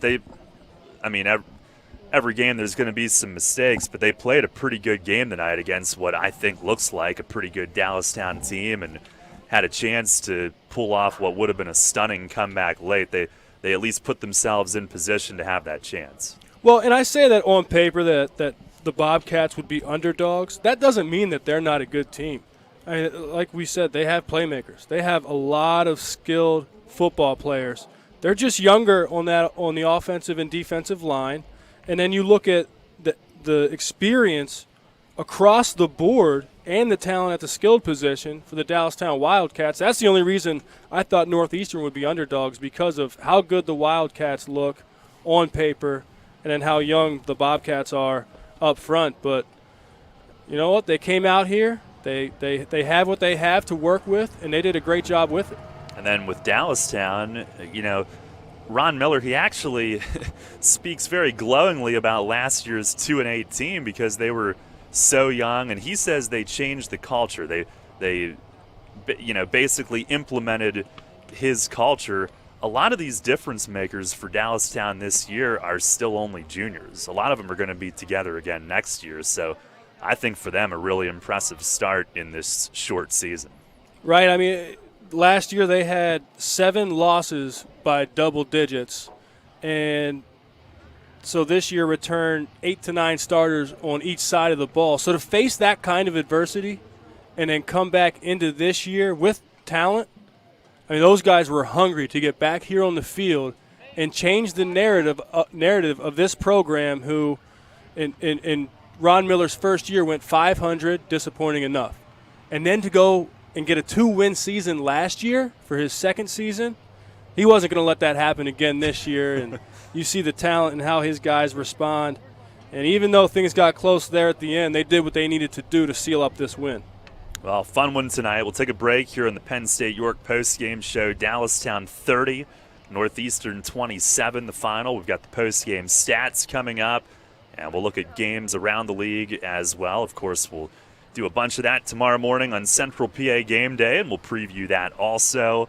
But much more to come as our post-game from Dallastown continues here in our Game of the Week, presented by WellSpan Sports Medicine. Sports injury? Walk into WellSpan Urgent Orthopedics for immediate care. No appointment is ever needed. Our orthopedic and sports medicine specialists are here to treat you. Visit wellspan.org/urgent orthopedics today for hours at our York and Hanover locations.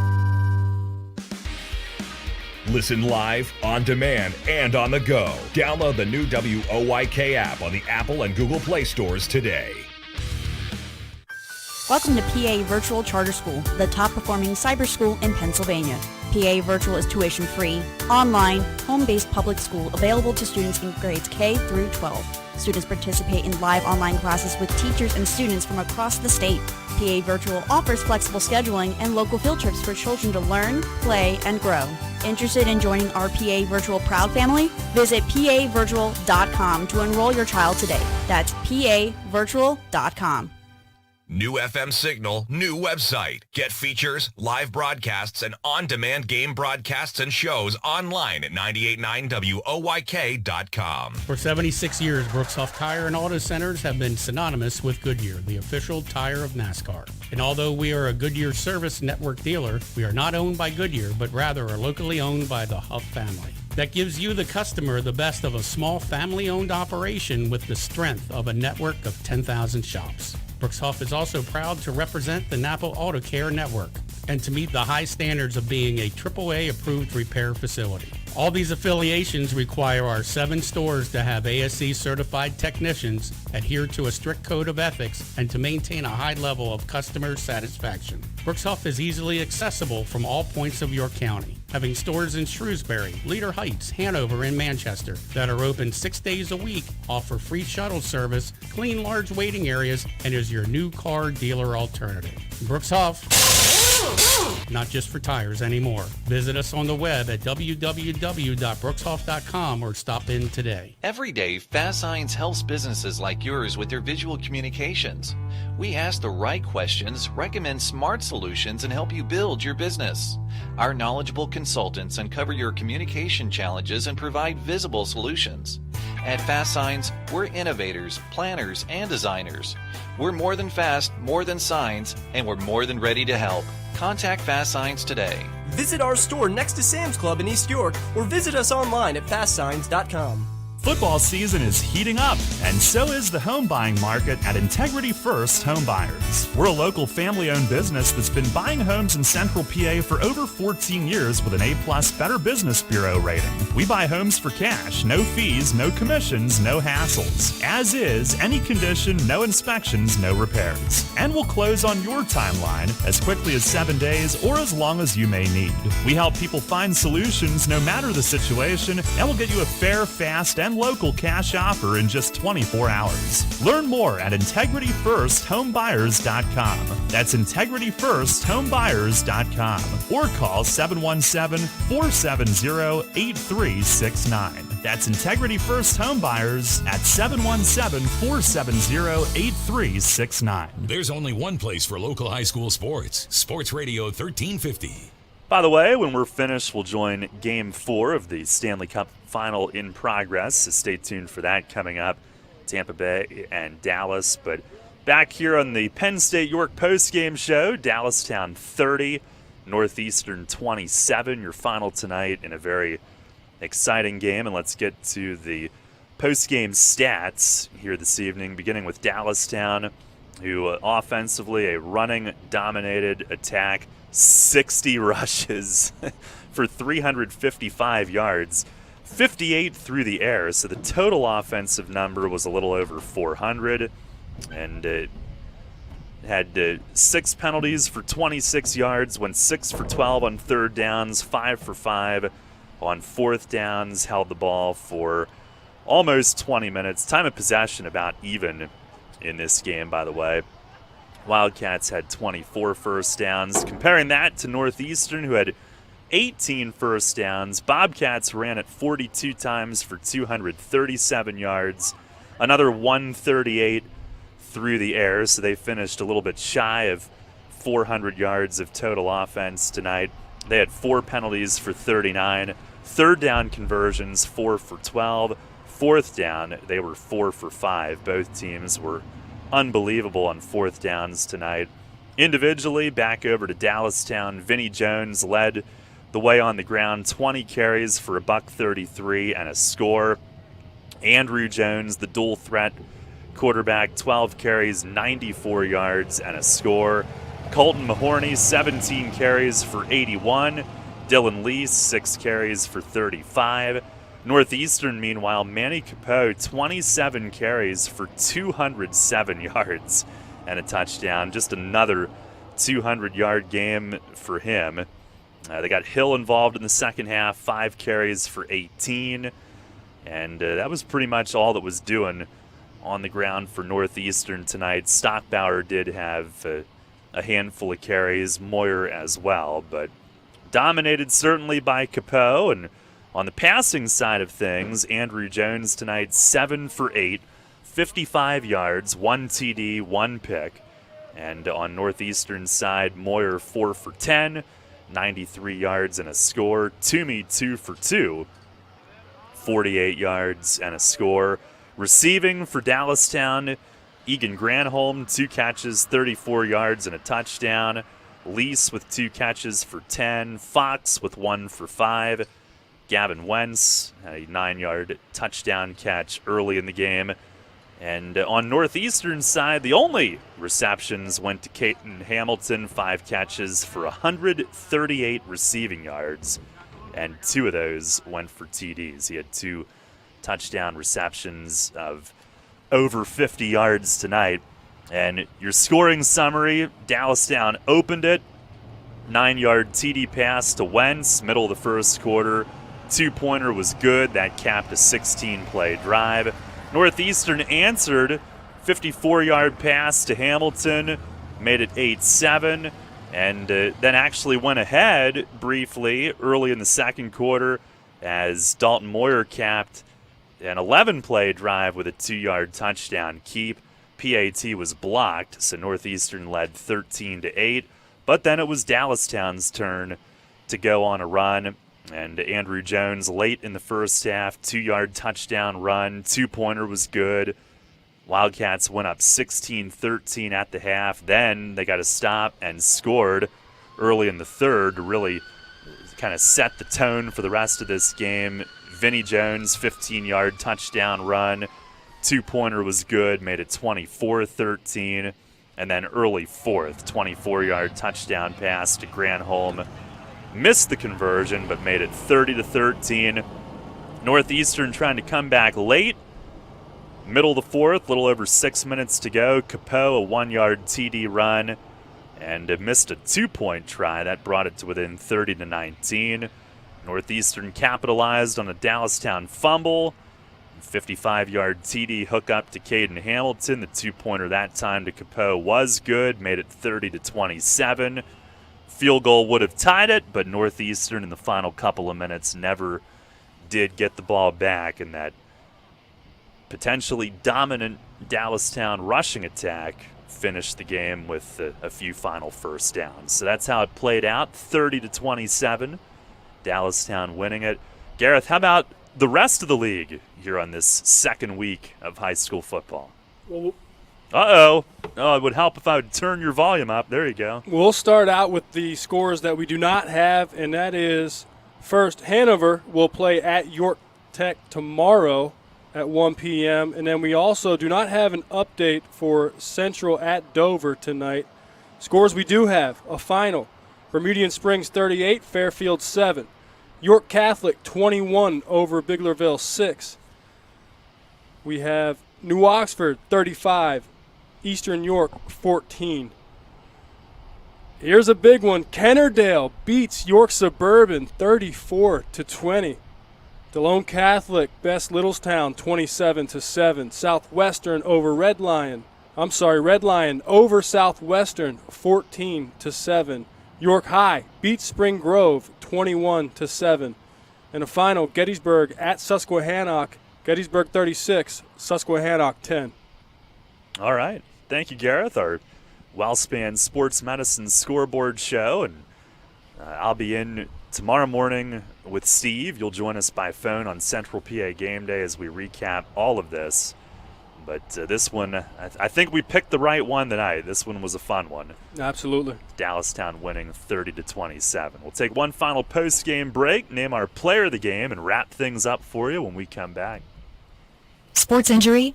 Walk into WellSpan Urgent Orthopedics for immediate care. No appointment is ever needed. Our orthopedic and sports medicine specialists are here to treat you. Visit wellspan.org/urgent orthopedics today for hours at our York and Hanover locations. Tuesday, September 29th is National Coffee Day. Celebrate by having a free cup of Maple Donuts world-famous coffee at any of their locations. While you're there, try one of their Caramel Devil's Food Donuts or scrumptious Cinema Oreo Cinnamon Buns. And take some along for friends and family. Remember, Tuesday, September 29th, the coffee's on us. Celebrate National Coffee Day with a free cup at your hometown Maple Donut shops. Maple Donuts taste right. Hey, it's the good-looking genius at Broadway Transmission. You know what really grinds my gears? Perfectly good cars being thrown away just because the transmission went bad. My mind slips into overdrive when someone says, I'll just get a new car before I spend that kind of money on a transmission. What? According to Kelley Blue Book, the average price of a new car is $32,000. Now you're going to finance that, right? There's another $6,000 to $8,000.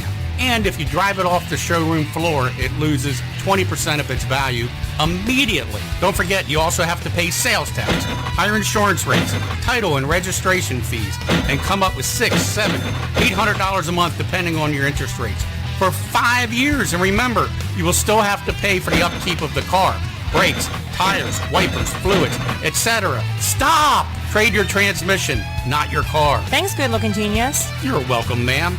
Broadway Transmission. We'll get your shift together and save you all that dough.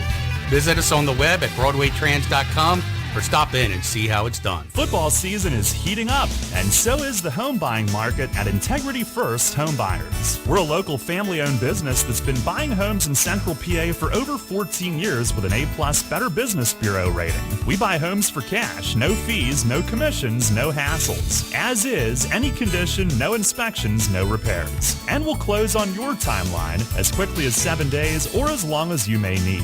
We help people find solutions no matter the situation, and we'll get you a fair, fast, and local cash offer in just 24 hours. Learn more at IntegrityFirstHomeBuyers.com. That's IntegrityFirstHomeBuyers.com. Or call 717-470-8369. That's Integrity First Home Buyers at 717-470-8369. New FM signal, new website. Visit us online at 989WOYK.com and take us on the go. Download the new WOYK app today. Wrapping things up from Dallastown tonight, Wildcats win it 30-27 over Northeastern as we wrap up the Penn State York postgame show. Thanks to our pal Todd Edwards from Sports Shooting Stars. He gave us the final tonight on the Central Dover game. Central 51, Dover nothing. Central's going to do that to a few teams. In fact, they already have wins of 55-0 and 51-0 so far this season, and that's a well-oiled machine. But Gareth, our game tonight, this was very entertaining, and it's time to name our Heritage Lawn and Landscape Care Player of the Game here this evening. A great all-around performance for Dallastown tonight. Very hard to pick. Just a balanced offensive performance. Defense, you had multiple guys step up, and when I think about it, I want to go with the offensive line with Ryan Snyder, Cody LaCrue, Camden Groff, Seth Miller, Connor DeHoff, Ethan Vargas. They did a tremendous job up front in the trenches. And then I thought Andrew Jones, who the quarterback went 7 for 8, 55 yards through the air, 1 touchdown and 1 interception. Also on the ground, Andrew Jones, 12 rushes, 94 yards and a touchdown. Those are all honorable mentions because the player of the game was Vinny Jones, the running back, 20 rushes, 133 yards, and a touchdown. And really why he was so valuable tonight was we knew the Wildcats wanted to and had to establish that running attack. They really rely on that offensive line to lead this team. And Vinnie Jones did a great job tonight of running behind that line, keeping the ball security, and help milking the clock throughout this game. And so interesting to watch them run offense tonight. Initially, it was that NASCAR tempo, and then late in the game, obviously, milking the clock. But they're going to be fun to watch this year. And for Dallastown, next week at York High, Northeastern, meanwhile, will be looking for its first win against Redline next week. And we don't have total confirmation on where we're going to be yet. We think we know, but check out 989WOYK.com for that. And you're leaving me, Gareth, next week, right? Duty calls. Duty calls. I have an outing that duty calls. Okay. It's been approved. Leaving's a little strong. I'm here in spirit. I know. We'll be looking forward to your triumphant return in week 4. Leaving me. I didn't know I was going to get the guilt trip here at the end like what this. What else do you expect from me? But, yeah, we're working on adding a couple Saturday games down the road as well, trying to beef up the schedule in this shortened season. So it's great to be back and just getting started. And I guess we'll talk tomorrow morning on Central PA Game Day as well. It's great to be back. I'll take all the football you can give me. I like that we're trying to add games as much as possible because of the abbreviated season and give as much exposure to not only the players but the programs and all the efforts that go into it. Coaches, players, staff, parents.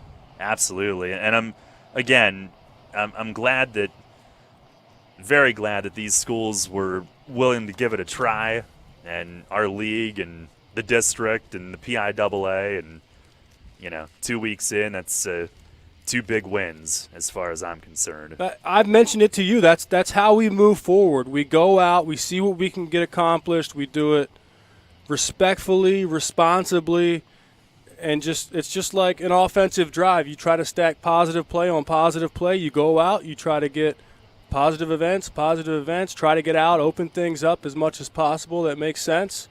And so far, so good. Let's keep it up. I love football analogies for life. They can always be applied. Life is not all about football, but football is all about life. I love it. Well, that'll wrap it up for us tonight. Again, tomorrow morning, Central PA Game Day at 9. Coming up now, we'll join the Stanley Cup Final in progress, Game 4. And for Gareth Hissong here out in the stands with me here at Dallastown, Darrell Henry saying so long. Again, your final score tonight, Dallastown 30, Northeastern 27. Thanks a lot for listening. Enjoy the rest of your Friday night. We'll talk to you tomorrow morning for Central PA Game Day. Next Friday, we'll be somewhere for another high school game presented by WellSpan Sports Medicine right here on Sports Radio 98.9 FM and 1350 WOYK.